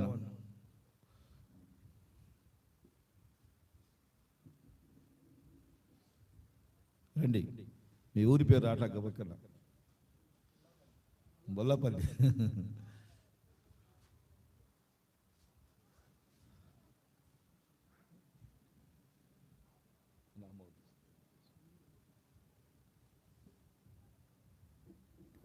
ప్రార్థన చేస్తున్నా. ప్రకటన బయట ఎవరు ఉండొద్దు దయచేసి, అక్కడ గుంపులు గుంపులుగా ఉంటున్నారు. మంచి సమయం వాక్యం. స్టెఫెను వాళ్ళందరూ లోపల పంపించాలా. మంచి సమయము, దేవుడు మాట్లాడుతున్నాడు వాక్యం ద్వారా. బయట ఎవరు అసలు ఉండొద్దు. అక్కడ వంటోళ్ళు తప్ప అసలు లోనికి వచ్చేసేయండి. వాక్యమే దృష్టించండి. రావాలా?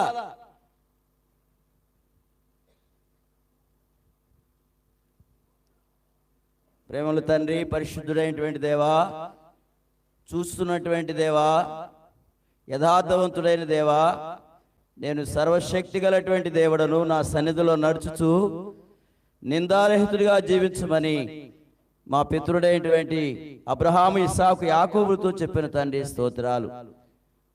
మీ యొక్క దాసుని మీరు ఏర్పరచుకొని ఈ దాసుని ద్వారా గూఢార్థమైనటువంటి మర్మములు బయలుపరుచుతున్నావు. మాకు కావలసినటువంటి హెచ్చరికలు మీరు మాకు ఇస్తున్నారు. నీ ప్రజలని వారు శ్రద్ధగా వాక్యం వినటానికి ప్రభువా వినే చెవిని గ్రహించే హృదయమును లోబడే మనసు దయచేయండి. ఈ ప్రశస్తమైన సమయం మాకు ఇచ్చేందుకు స్తోత్రాలు.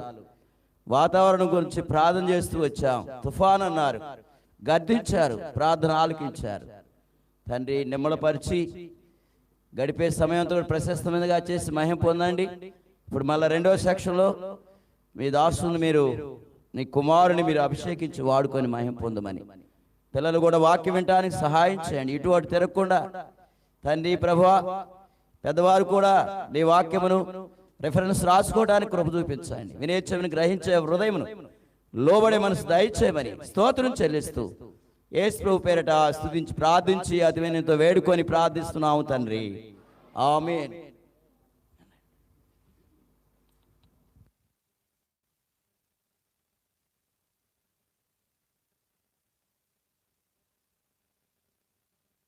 మరొక సమయం మనకి రెండవ సెక్షన్లో మళ్ళీ చక్కని వాక్యం వినబోతున్నా.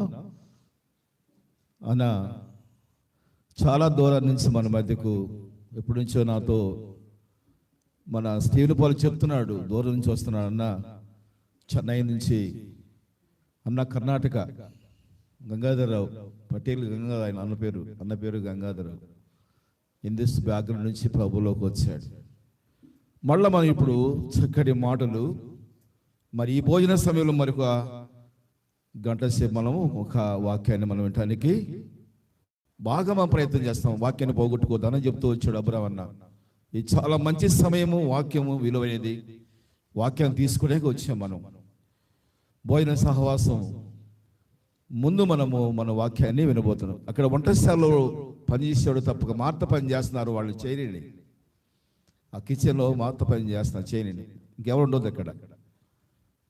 రండి అన్న.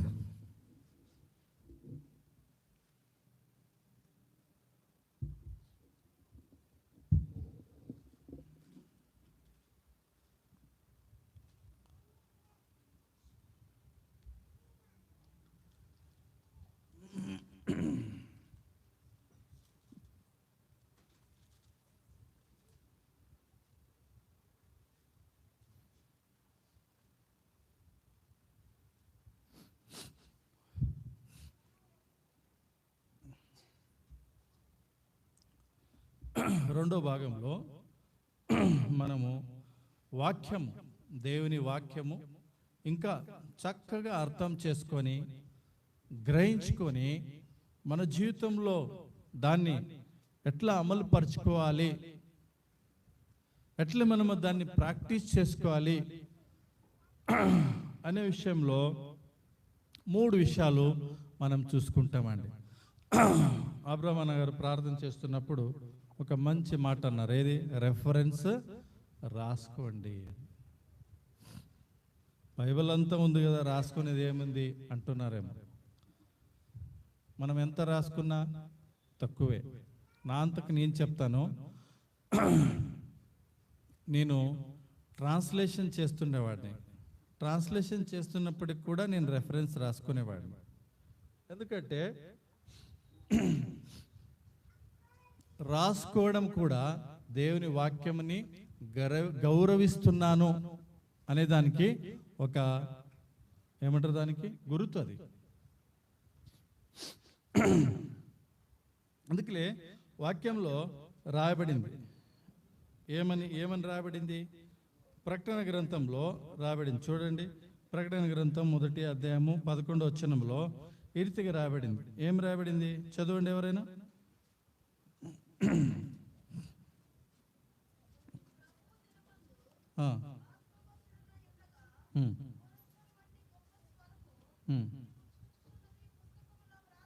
చాలు. ఏమని? నీవు చూస్తున్నది పుస్తకములో రాయము అంటున్నాడు దేవుడు.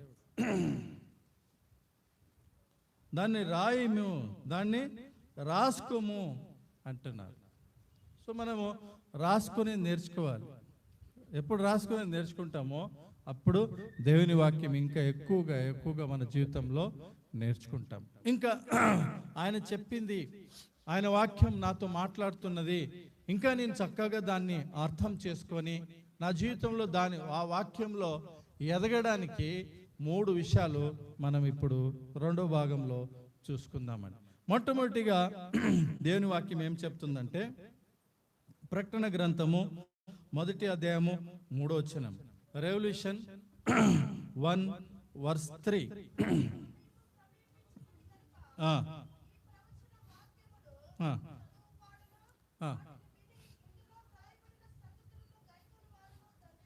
ఇప్పుడు ఏమంటుంది?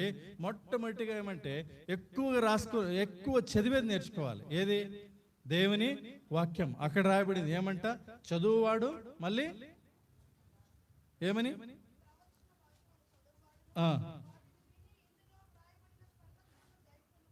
విని గైకొనేవాడు. చదవాలి, వినాలి, గైకొనాలి. చాలా ఇంపార్టెంట్. ఏది? చదవడము, వినడము, గైకొనడం. ధన్యుడు అంటున్నాడు. రాసుకోవాలి, ఆయన కూడా ధన్యుడు అంటున్నారు. వినడము, గైకొనడము, దాని ప్రకారంగా నడవడము, దాని ప్రకారంగా మన జీవితంలో అమలు చేసుకోవడము చాలా ప్రాముఖ్యమైన విషయం. ఇప్పుడు ప్రశ్న ఏమంటే, నువ్వు ఎట్లా చదువుతున్నావు దేవుని వాక్యం? ఎన్నిసార్లు చదువుతున్నావు దేవుని వాక్యం? అది చాలా ప్రాముఖ్యం. కొందరు చదివినారు, లేకపోతే లేదు. కొందరు బైబిల్ ఆదివారం పెడితే మళ్ళీ ఆదివారమే తీస్తారు. అట్లా నీ జీవితం ఉందా?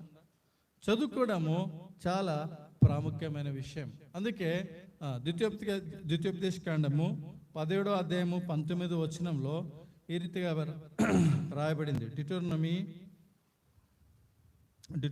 17:19.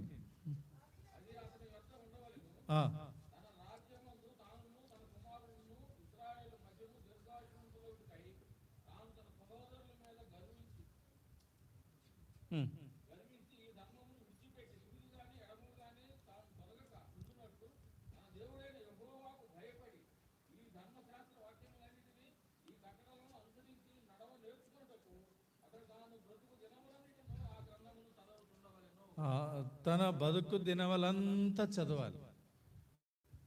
ఎట్లా చదవాలి? అది ఎప్పుడు నా దగ్గర ఉండాలి, మళ్ళీ నేను ఎప్పుడు చదువుతూ ఉండాలి. నేను దేవుని వాక్యాన్ని చాలా ఇష్టపడతాను. అది నా భాషలో నేను చాలా ఇష్టపడతాను. నేను ఎక్కడికి పోయినా నాతో నా బైబిల్ తీసుకొని పోతా. ఎట్లా సాధ్యము అంటే సాధ్యం చేసుకోవాలి. ఎక్కడికి పోయినా నీ బైబిల్ తీసుకొని పోవడానికి సాధ్యపరచుకోవాలి. వాక్యంలో రాయబడింది, నీ జీవిత కాలం అంతా అది చదవాలంట, అది నీ దగ్గర ఉండాలంట, దాన్ని ఎక్కువగా చదువుకోవాలంట. ఆయన చెప్పింది చేయాలంటే ఆయన మాటలు చదవడం నేర్చుకోవాలి. ఎప్పుడు చదవడం నేర్చుకుంటామో, చదువుతుంటే ఎట్లా చదువుతాము? పొద్దున చదవాలి, మధ్యాహ్నం చదవాలి, రాత్రి కూడా చదవాలి. ఇది నా అనుభవంతో చెప్తాను. నేను జాబ్ చేస్తున్నప్పటికి కూడా నేను నా బ్యాగ్లో నా బైబిల్ పెట్టుకొని పోతా. అక్కడ లంచ్ అవర్స్లో నేను భోజనం అయిన తర్వాత మధ్యాహ్నము నేను వాక్యం చదువుతా. నాకెంతో బలం ఇస్తుంది. కీర్తన గడు చెప్తాడు కదా, నీ వాక్యం నన్ను బతికిస్తుంది, బలమిస్తుంది, ఉజ్జీవపరుస్తుంది, నూతనపరుస్తుంది. ఎవరు జీవితంలో వాక్యానికి ఎక్కువ ప్రాముఖ్యత ఇస్తూ చదువుతూ ఉంటారో అంత నీ జీవితంలో బాగుపడుతూ ఉంటావు. అంత దేవుని జీవుని హృదయంలో ప్రవహిస్తూ ఉంటుంది. ప్రశ్న ఏమంటే, దేవుని వాక్యం ఎన్నిసార్లు చదువుతావు? పొద్దున చదివితే చదివినా, రాత్రి లేకపోతే లేదు. అట్లా కాదు, ఒక సిస్టమేటిక్ ఉండాలి. నీదే అనే ఒక బైబిల్ ఉండాలి. ఎవరిదో తీసుకొని చదివి పెట్టేది కాదు, నీ సొంత బైబిల్ ఉండాలి. దాన్ని చక్కగా ధ్యానం చేయాలి, దాన్ని చక్కగా రాసుకుంటూ ఉండాలి. దేవుడు ప్రతిరోజు నీతో ఏం మాట్లాడతారో అది రాసుకోవడం నేర్చుకోవాలి. నేను 5 డైరీలు మెయింటైన్ చేస్తా. దేవుని వాక్యం కొరకు ఐ మెయింటైన్ 5 డైరీస్. 5 డైరీలు నేను మెయింటైన్ చేస్తా.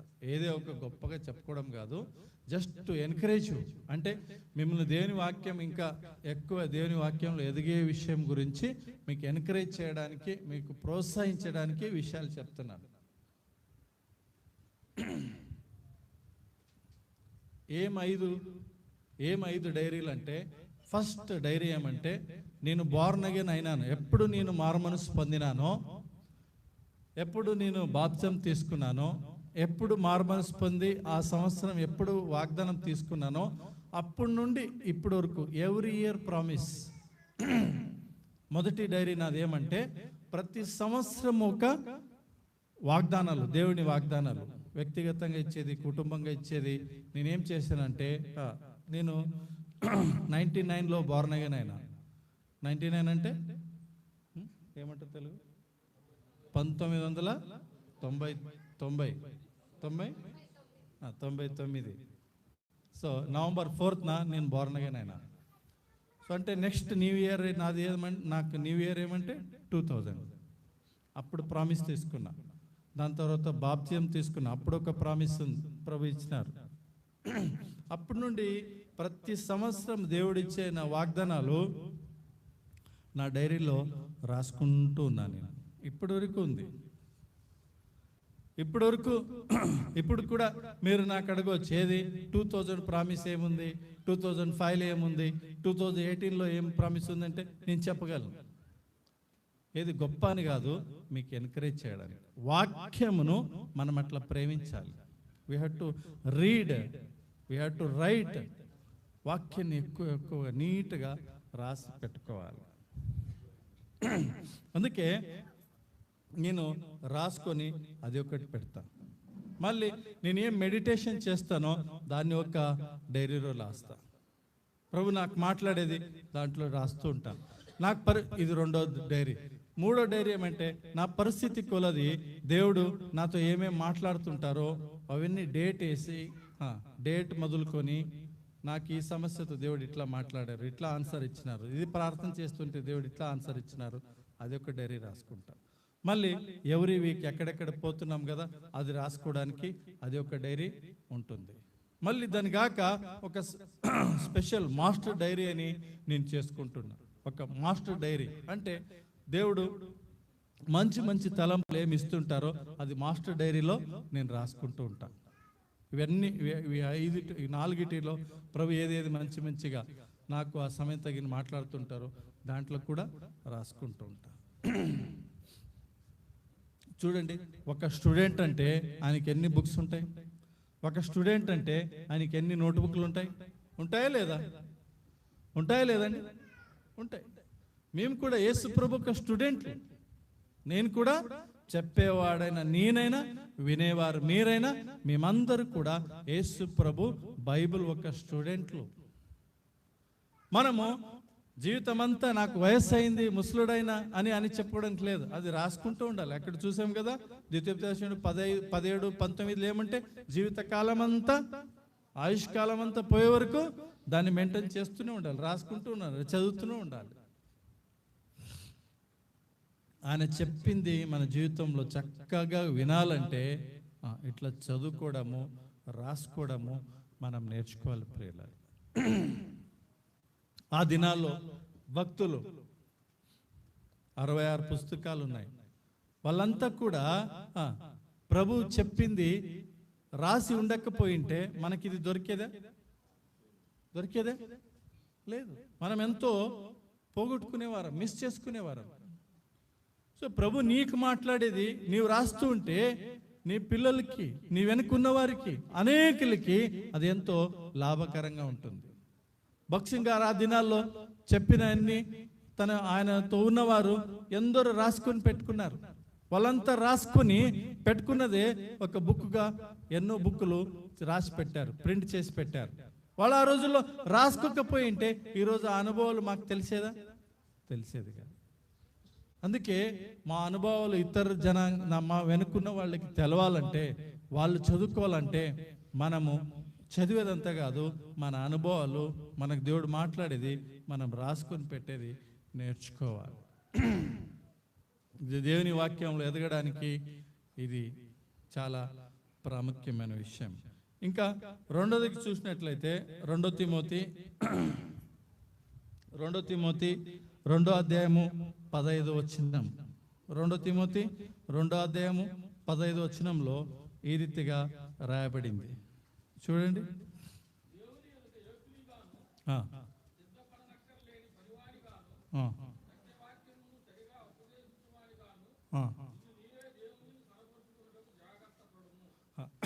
ఇంగ్లీష్లో ఏముందంటే స్టడీ అని ఒక మాట ఉంటుంది.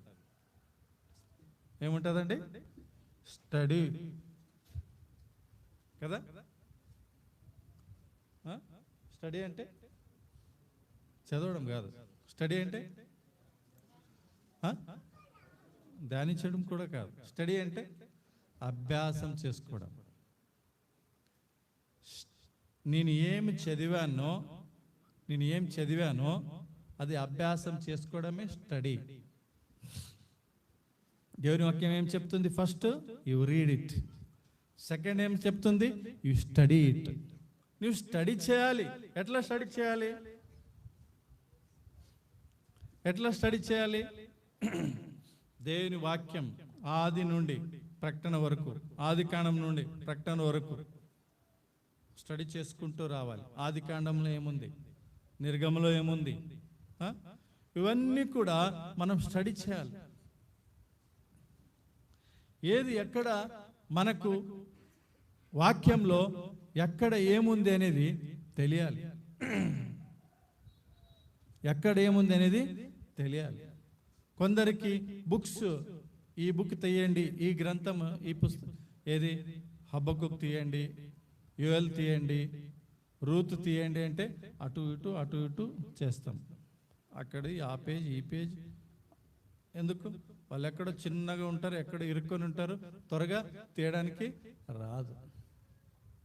అదే తిమోతిలో, అదే 2 తిమోతి 3వ అధ్యాయంలో 15వ వచనంలో పౌలు గారు తిమోతికి ఇంకొక మాట చెప్తున్నారు. ఏం చెప్తున్నారు చూడండి, 3:15.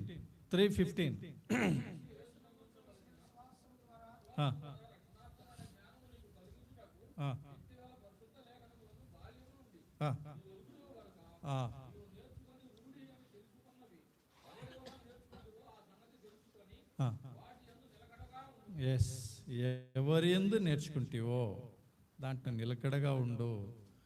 చిన్నప్పటి నుండి నేర్చుకున్నావు, చిన్నప్పటి నుండి స్టడీ చేసినాం. చూడండి, పిల్లల్ని స్టడీ చేయడానికి ఎక్కడ వేసి వస్తాము? ఎక్కడ వేస్తాం చెప్పండి? స్కూల్లో వేస్తాం. ఫ్రీగా నేర్పుతారా, వాళ్ళు డబ్బు తీసుకొని నేర్పుతారా? చెప్పండి. డబ్బులు తీసుకొనే చేస్తారు. ఇష్టం లేకపోయినప్పటికీ, అక్కడ సీటు లేదన్నప్పటికీ, ఎక్కడెక్కడో ఏమో చేసి ఫీజు ఎంత అయినా పర్లేదు కానీ ఇచ్చి వాళ్ళని ఆ స్కూల్లో చేరుతాం. సరే, లోక జ్ఞానం నేర్చుకోవడానికి మంచిదే చేసినారు. వాక్యం నేర్చుకోవడానికి, వాక్యం చిన్నప్పటి నుండే పిల్లలకి నేర్పడానికి ఏం ప్రణాళిక చేస్తున్నారు? సంఘ బాధ్యత గల మీరు ఏం చేస్తున్నారు? కొందరు యూవీఎస్ పెట్టుకోవాలంటే ఏడుస్తారు. కొందరు ఏదైనా పిల్లల కోసం మీటింగ్ పెట్టుకోవాలంటే ఏడుస్తారు. ఇక్కడనే కాదు, అన్ని చోట్ల, మా దగ్గర కూడా అట్లుంది. ఏదైనా పెట్టుకోవాలంటే ఏం ఆలోచన చేస్తారు? ఏమి ఖాళీ అయిపోతాయి. ఏం ఖాళీ అయిపోతాయి? ఒక ఆయన ఈ ఖాళీ అయిపోతాన్న ఒక ఫీలింగే రాకూడదని జేబులో తీసేసినాడంట. ఏం తీసేసాడంట? జేబులో పెట్టుకోలేదంట. ఎందుకు పెట్టుకునేది? ఎందుకు? మళ్ళీ ఖాళీ అయిందని ఏడవడం ఎందుకు?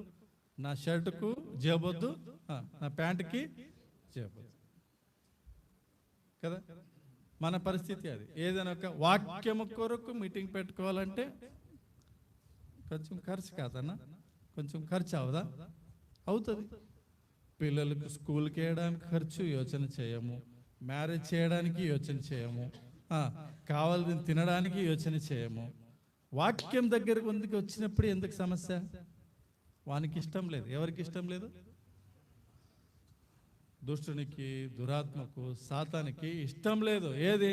ఫిలదెల్ఫియా సంఘస్థులు, ఆత్మ పిల్లలు వాక్యంలో, చిన్న పిల్లలు, యవనస్తులు, పెద్దలంతా వాక్యంలో ఎదగడానికి ఆయనకి ఇష్టం లేదు.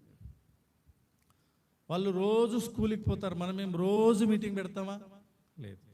ఏదో ఇట్లా సెలవు ఉన్నప్పుడు, హాలిడే ఉన్నప్పుడు, ఎట్లా లోక జ్ఞానము కొరకు నేర్చుకోవడానికి స్టడీ కోసము ఖర్చు చేస్తామో, ఆత్మీయ నేర్పు కోసము, వాక్యము నేర్పు కోసము, వాక్యం చదవడానికి, తెలుసుకోవడానికి, దాని గూఢార్థమైన లోతైన తెలుసుకోవడానికి మనం ఖర్చు చేసుకొని నేర్చుకోవాలి. అనేకమైన భక్తులు తమ అనుభవంతో రాసిన పుస్తకాలు ఉంటాయి, అవి తీసుకోవాలి. కొందరి బైబిల్ కూడా చినిగిపోయి ఉంటుంది, పేజీలు కూడా ఎగిరిపోయి ఉంటాయి, ఇంకా అట్లే చూస్తారు. ఎందుకు? కొత్త బైబిల్ తీసుకో, మంచి బైబిల్ తీసుకో, చదువు చక్కగా, ప్రభు సాయం చేస్తారు. అందుకే వాక్యం ఆయన స్వరం వినాలి, ఆయన చెప్పినట్లు చేయాలని అనాలంటే రెండోది ఏమంటే వాక్యము అభ్యసించాలి. We must study the word of God. మొదటిది ఏం చేయాలి? చదవాలి. రెండోది స్టడీ చేయాలి. మూడోది ఏం చేయాలి? చూడండి, యోషువ గ్రంథము 1వ అధ్యాయము 8వ వచనం. జోషువ 1st chapter 8th verse.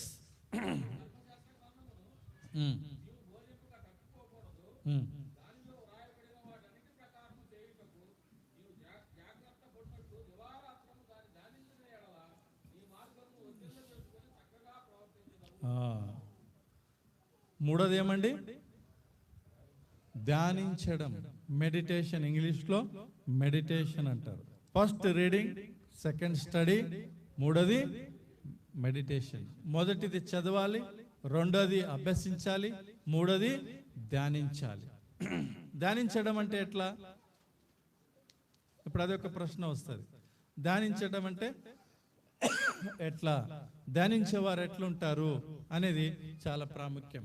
వాక్యము మెడిటేషన్ చేయాలి, ధ్యానించాలి అంటే ఎట్లా చేయాలంటే వాక్యంలో ఒక సబ్జెక్ట్ తీసుకోవాలి. ఇప్పుడు ఈరోజు మనము మన ధ్యానం కొరకు, మన మెడిటేషన్ కొరకు ఏముంది? యోహాను సువార్త 2:5 ఆయన చెప్పినట్లు చేయుడి. ఆయన చెప్పింది వినేది నేర్చుకోవాలి, దాని తర్వాత చేసేది నేర్చుకుంటాం. ఇది మెడిటేషన్ అన్నమాట. ఇది ధ్యానం చేయడానికి ఇక్కడ కూడొచ్చినాం. అట్లే నా వ్యక్తిగత జీవితంలో ప్రతి ఒక్క విశ్వాసి దేవుని వాక్యము మెడిటేషన్ దేని వాక్యం మీద, వాగ్దానం మీద మెడిటేషన్ చేసుకోవడము నేర్చుకోవాలి. ఈ సంవత్సరము మనకు మోటో కార్డు ఉంది కదా, మోటో కార్డు ఉంది. దాని యొక్క మెడిటేషన్ కూడా ఒక్కొక్క అంశం ఉంది. ఏది ఏది నా మంచితనము అనేది ఒక అంశం. ఆ అంశం మీద మెడిటేషన్ చేయాలి, ధ్యానం చేయాలి. ఏంటి ఆయన మంచితనం అంటే ఏంటి, ఆయన మంచితనం నేను ఎట్లా అనుభవించగలము, ఆయన మంచితనము నేను అనుభవించి నేను ఎట్లా జీవించగలను, ఆయన మంచితనాన్ని నేను ఇతరులకి ఎట్లా చెప్పగలను అంటే ఒక వాక్యం మీద, ఒక సబ్జెక్ట్ మీద ధ్యానం చేయాలి. ఆ సబ్జెక్ట్ మీద అనేకమైన నాలో నాకే ప్రశ్న వేసుకుంటూ పోవాలి, ప్రశ్న వేసుకుంటూ పోవాలి. ఇప్పుడు ఉదాహరణకు చెప్తాను, ప్రార్థన అనే ఒక అంశం, దాని మీద ధ్యానం చేయాలి, మెడిటేషన్ చేయాలి. అంటే ఏంటి, ప్రార్థన అంటే ఏంటి, ప్రార్థనలో ఎలాంటి ఎన్ని విధాలు ఉన్నాయి, ఏ విధంగా ప్రార్థన చేసినారు, ప్రార్థనలో విధములైన ఉపవాస ప్రార్థన అనే ఉంది, మామూలు ప్రార్థన అనే ఉంది. ఉపవాస ప్రార్థన అంటే మళ్ళీ ఉపవాస ప్రార్థన ఎన్ని ఉన్నాయి. ఉపవాస ప్రార్థన చూస్తే ఒక్కరోజు ఉపవాస చేసిన వాళ్ళు ఉన్నారు, 3 రోజులు చేసిన వాళ్ళు ఉన్నారు, 7 days చేసిన వాళ్ళు ఉన్నారు, 40 రోజులు చేసిన వాళ్ళు ఉన్నారు. దీనికి మెడిటేషన్ అంటారు, ధ్యానము అంటారు. ఇది కూడా మనం ప్రాక్టీస్ చేయాలి. మనం చదవాలి, రీడింగ్ చేయాలి, స్టడీ చేయాలి, మెడిటేషన్ చేయాలి. చదవాలి, అభ్యసించాలి, ధ్యానించాలి. ధ్యానించిన వారు ఎట్లుంటారు, అదే కీర్తన 1వ అధ్యాయము 2వ వచనం. కీర్తన 1వ అధ్యాయము 2వ వచనం.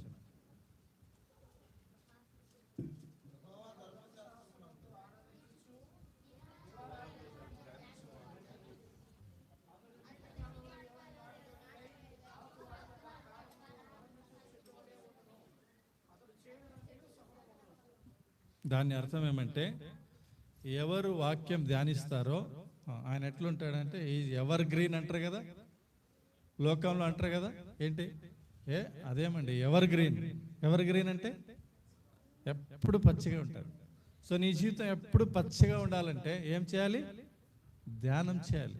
రీడింగ్ చేస్తే అక్కడ కూర్చుంటే అవ్వదు, రీడింగ్ చేసి స్టడీ చేసి అక్కడ కూర్చుంటే కూడా ఆగదు. అక్కడి నుండి అది ఎదుగుతూ ధ్యానానికి పోవాలి.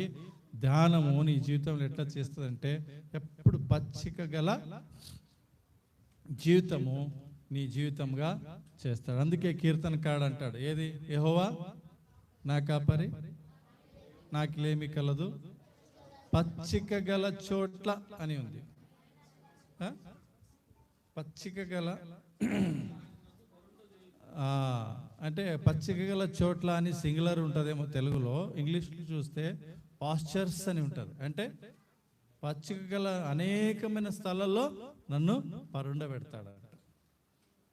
That is the life of satisfaction. పచ్చిక గల చోట అంటే సాటిస్ఫాక్షన్గా ఉన్న జీవితం. అందుకే నీ జీవితంలో సాటిస్ఫాక్షన్ ఎందుకు లేదంటే, నీ జీవితంలో ఎందుకు తృప్తి లేదంటే, నీ జీవితంలో దేవుని వాక్యానికి ప్రాముఖ్యత, ప్రాధాన్యత నీవు ఇవ్వట్లేదు. ఆయన చెప్పింది చేయాలంటే ఆయన చెప్పింది మొదలు వినేది నేర్చుకోవాలి. అనేక విశ్వాసులు చదవడం తెలీదు, స్టడీ చేయడం తెలీదు, ఇంకా ధ్యానం అయితే ఇంకెక్కడది ధ్యానం అంటేనే తెలియదు కొందరికి. చదవడమే గొప్ప అయిపోయింది కొందరికి, టైం కూడా దొరకదు. కొందరికి అడిగితే నేను వాళ్ళంటారు, అన్న నాకు టైం లేదన్నా. ఏం చదవడానికి? వాక్యం చదవడానికి. నేనన్నా తినడానికి టైం ఉందా? ఉంది. పండుకోవడానికి టైం ఉందా? ఉంది. మొబైల్ చూడడానికి టైం ఉందా? ఉంది. మరి వాక్యం ఎందుకు లేదు? ఇది సమస్య. ఇష్టం లేదు, శ్రద్ధ లేదు. ఏం లేదా? శ్రద్ధ లేదు. శ్రద్ధ లేకపోతే ఏంటి? నాకు దేని మీద శ్రద్ధ ఉంటుంది, దాని మీదనే మనస్సు ఉంటుంది కదా. మొబైల్కి నాకు శ్రద్ధ అంటే మొబైల్ అనే కాళ్ళు చేతులు ఆడుచుకుంటూ ఇట్లా కళ్ళంతా చూసి ఇట్లా ఏమొస్తుంది, ఇట్లా వస్తుంది. కళ్ళు పోతాయి, తల బ్రెయిన్ కూడా పోతుంది. చాలా పిల్లలు దాన్ని చూసి మెంటల్ అయిపోతున్నారు. శ్రద్ధ ఈ రోజుల్లో యవనస్తులకి పిల్లలకి దేని మీద ఉంది? సెల్ మీద ఉంది. సెల్ ఫోన్ కాదు, అది హెల్ ఫోన్. ఏ ఫోన్? హెల్ ఫోన్. ఆ రోజుల్లో చెప్పేవారు భక్తి గారి టైంలో అని, అలాంటి వాళ్ళ టైంలో విశ్వాసి ఇంట్లో టీవీ ఉండకూడదని కదా. ఇప్పుడు నేను చెప్పేదేమంటే విశ్వాసి దగ్గర స్మార్ట్ ఫోన్ ఉండకూడదు. అన్నీ ఉన్నాయి దాంట్లో. టీవీలో ఏం లేదో అన్నీ దాంట్లో ఉన్నాయి కదా. అన్నీ దాంట్లోనే ఉన్నాయి. చెడిపోవడానికి కావలసిన అన్ని దాంట్లో ఉన్నాయి. దాంట్లో ఒకటి ఉంటుంది అందరికీ ఈరోజు, అది అవసరం. ఏది? ఇంటర్నెట్. ఏ నెట్? ఇంటర్నెట్. అంటే అవసరం లేదని కాదు, అన్ని అవసరాలు. దాన్ని ఎట్లా వాడుకుంటున్నావు? దేనికోసం ఉపయోగించుకుంటున్నావు? ఆత్మీయంగా ఎంత మేలు పొందుతున్నావు? శారీరకంగా ఎంత మేలు పొందుతున్నావు? అన్నీ బ్యాలెన్స్ చేయాలి, లేదని కాదు. ప్రాముఖ్యత దేనికి? ప్రాధాన్యత దేనికి? దేవుని వాక్యానికా, లేక నీ కోరికలకు, నీ ఇచ్చలకు నిన్ను నీవు అప్పగించుకున్నావా? ఇది చాలా ప్రాముఖ్యమైన విషయంగా ఉంటుంది ప్రియులారా. అందుకే దేవుని వాక్యము ఆయన చెప్పినట్లు నేను విని చేయాలంటే ఈ పద్ధతులు మన జీవితంలో వేసుకోవాలి. ఏం వేసుకోవాలి? ఫస్ట్ చదవాలి, రెండోది స్టడీ చేయాలి, అభ్యాసించాలి, మూడోది ధ్యానించాలి. ధ్యానించేవాడు ఎట్లుంటాడంట? ఆకువాడని నీటి కాలువ పక్కన ఆకువాడని చెట్టు వలె నిరంతరంగా ఎవర్ గ్రీన్ ఉంటూ ఏం చేస్తాడు? తన కాలమందు ఫలమిచ్చే చెట్టు వలె ఉంటాడు. నీ జీవితం ఫలాలు కావాలా? ఆ కానా విందులో ఫలాలు లేవు. ఆ కానా విందులో ద్రాక్షపు ద్రాక్ష నుండి వచ్చే రసము, ఆ జ్యూస్ తగ్గువైపోయింది. ద్రాక్ష రసం తగ్గింది. ఎందుకు? ఫలాలు ఉంటేనే కదా ద్రాక్ష రసం రావాలి. ఫలాలు లేని జీవితం, ఆగిపోయిన జీవితం, ఎండిపోయిన జీవితం, అక్కడ ఏమి లేదు, అంతా అయిపోయింది. ఎందుకు? ప్రాముఖ్యత వాక్యమైన క్రీస్తుకు ఇవ్వక అనేకమైన వాటికి ప్రాముఖ్యత, ప్రాధాన్యత ఇచ్చి వాళ్ళు తమ జీవితానికి అంత పోగొట్టుకున్నారు. అక్కడ ఏం లేదు. యేసు ప్రభు ఆ కార్యం చేయకపోయింటే అక్కడ సంతోషం ఉండేది కాదు, అక్కడ ఆ ఉత్సాహం వచ్చేది కాదు, అక్కడ ఆ ఉద్యమం వచ్చేది కాదు. అందుకే మన జీవితంలో ఉత్సాహము, ఉద్యమము, నూతనత్వము రావాలంటే వాక్యం మీద నా దృష్టి, నా మనస్సు ఎప్పుడు ఉండాలి. అప్పుడు పచ్చికల చోట్ల నన్ను పరుండబెట్టి దేవుడు అద్భుతంగా నిన్ను నడిపేవారికి ఉంటారు. దేవుడు ఈ వాక్యాన్ని దీవించును గాక.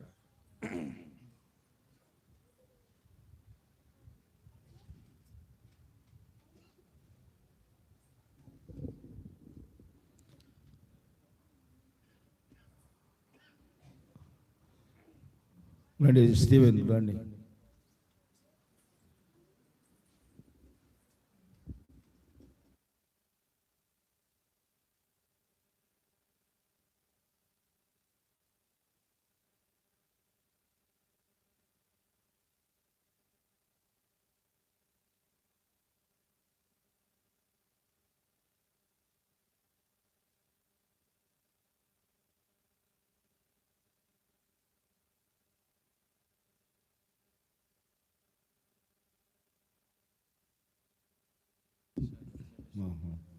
దయచేసి గమనించండి. చివరి యొక్క బ్లెస్సింగ్ ప్రార్థన అయిపోయిన తర్వాత మనం లేచి భోజనం చేస్తాం. ఇక్కడే సాపలు తీస్తారు, భోజనంకి సిద్ధపరుస్తారు. బబ్బీ సిస్టమ్. దైవ సేవకులు లోపల ఉంటారు, మీరు బయటికి వెళ్ళి ఎంత కావాల్సిన పెట్టుకుని తినవచ్చు. ఇప్పుడు తిన్నారు కదా, ఇప్పుడు తిన్నారు వాక్యం, అక్కడ కూడా మన ఆకలి తీరే వరకు తినవచ్చు. ఆ తర్వాత మళ్ళీ మనం 3 గంటలకి ఇక్కడ మందిలోకి హాజరవుతాం. అన్న మీరు భోజనం చేసి ఎవరు అనొద్దు, అన్న సాక్ష్యం ఉంటుంది. అన్న మంచి జాబ్ చేస్తున్నాడని తెలుసిన చెన్నైలో జాయింట్ కలెక్టర్, కర్ణాటకలో, అన్న కర్ణాటక కాబట్టి కర్ణాటకలో కలెక్టర్ ఉద్యోగం, సాక్ష్యం చెప్తాడు, వాక్యం ఉంటుంది. 5ంటికి క్లోజ్ చేస్తాం, 5ంటికి అయిపోయిద్ది. దయచేసి మీరందరూ కూడా ఉండాలని ప్రేమతో మనం చేస్తున్నాం. అందరికీ పైన బయట వెళ్ళపడ్డ బఫే సిస్టమ్ ఉంటుంది, సేవకు లోపల ఉంటారు. మన మధ్యలో ఉన్న సహోదరుడు ఎలీషా వచ్చి ప్రార్థన చేస్తారు. ఎలీషా వచ్చి ప్రార్థన చేస్తారు.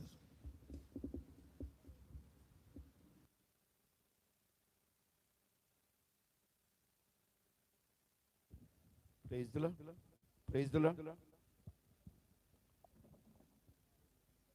ప్రార్థన చేసుకుందాం. ప్రార్థన చేసుకుందాం. ప్రేమ మిక్కిలి నమ్మకము కలిగిన మా ప్రియ పరలోకపు తండ్రి, పరిశుద్ధుడు అయిన దేవా, మీకు వందనాలు, స్తోత్రాలు, ఘనత, మహిమ, స్తుతి, ప్రభావములు చెల్లిస్తూ ఉన్నాను. ప్రభా, మేళవాగులో ఫిలదెల్ఫియా ప్రార్థనా మందిరములో ఈ దినం ప్రత్యేకమైన కుడి కొరకై మేము నడిపిస్తూ వచ్చిన నీ అపారమైన ప్రేమ కొరకై స్తోత్రములు. వాక్యం యొక్క విలువను, ప్రాధాన్యతను, ప్రశస్తతను మీరు మాకు తెలియచేసినందుకై స్తోత్రములు చెల్లిస్తూ ఉన్నాను. ప్రభువా, నీ వాక్యమును చదవాలి అని, దాన్ని స్టడీ చేయాలి అని, దాన్ని ధ్యానించాలి అని ప్రభువా మీరు మాకు తెలియచేస్తూ వచ్చిన ప్రతి మాట కొరకై స్తోత్రములు. తద్వారా మా జీవితాలు ఎంతో ఫలములిచ్చే పచ్చదనమును కలిగి ఉంటాయని ప్రభువా మీరు తెలియచేసిన ప్రతి లేఖన భాగాన్ని బట్టి స్తుతులు చెల్లిస్తూ ఉన్నాను. చెప్పబడిన ప్రతి మాటలు మేము విని విడిచిపెట్టక వాటిని మా అనుదిన జీవితంలో అనుసరించుటకు సహాయం చేయండి. దేవా, కృప చూపించమని ముందున్న సమయాన్ని దీవెనకరంగా చేసి తిరిగి 3 గంటల కుడికిలో కూడా దేవా మీ దాసును అభిషేకించి వాడుకోమని స్తుతి, ఘనత, మహిమ, ప్రభావములు మీకు చెల్లించుకుంటూ యేసుక్రీస్తు ప్రభువారి ప్రశస్తమైన నామములో స్తుతించి ప్రార్థించి అడిగి వేడుకుంటున్నాను తండ్రి, ఆమేన్.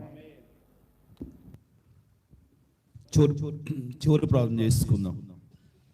తొట్టిల్లుకుని మిమ్మల్ని కాపాడుటకును, తన మహిమేట ఆనందముతో నిర్దోషులుగా నిలవబెట్టుటకును, శక్తి కలిగిన మన రక్షకుడైన అద్వితీయ దేవుని యొక్క ప్రేమ, ఆయన కుమారుడు యేసుక్రీస్తు కృప, పరిశుద్ధాత్మ యొక్క అన్యోన్య సహవాసమును కూడి వచ్చిన మనకును, రాలేని బిడ్డలకును, సార్వద సింహాలు సకల పరిశుద్ధులకును, ఇప్పుడు సదాకాలం యుగాయుగమును పరిశుద్ధాత్మ యొక్క దేవుడు మన కుటుంబాలకును, దేవుని సంఘానికి, గ్రామానికి సదాకాలం పరిశుద్ధాత్మ దేవుడు తోడి నడిపించునుగాక. ఆమేన్.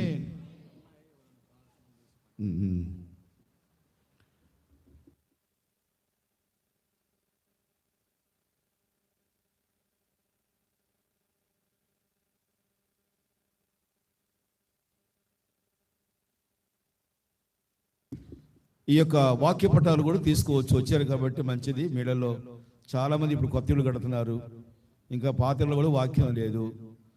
ఇది వచ్చేసి కేవలము 40 రూపాయలే తీసుకోవచ్చు. బయట బఫే సిస్టమ్ ఉంటుంది, సేవకు లోపల కూర్చోవచ్చు.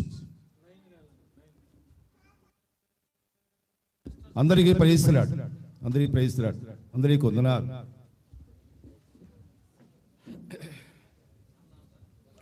పాటలు పాడేవాళ్ళు వచ్చి బ్రదర్స్ రండి. ఈ వాక్యము అది భోజనం వడ్డించే సమయంలో ఒక చక్కటి పాట పాడుకొని మనము మీరు కూడా తర్వాత ఈ పాట అయిపోయినా రావచ్చు.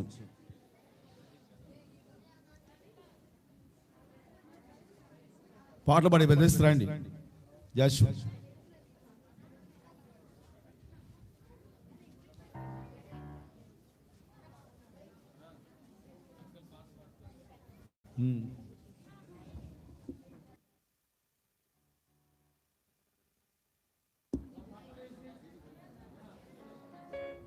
రండి రండి రండి.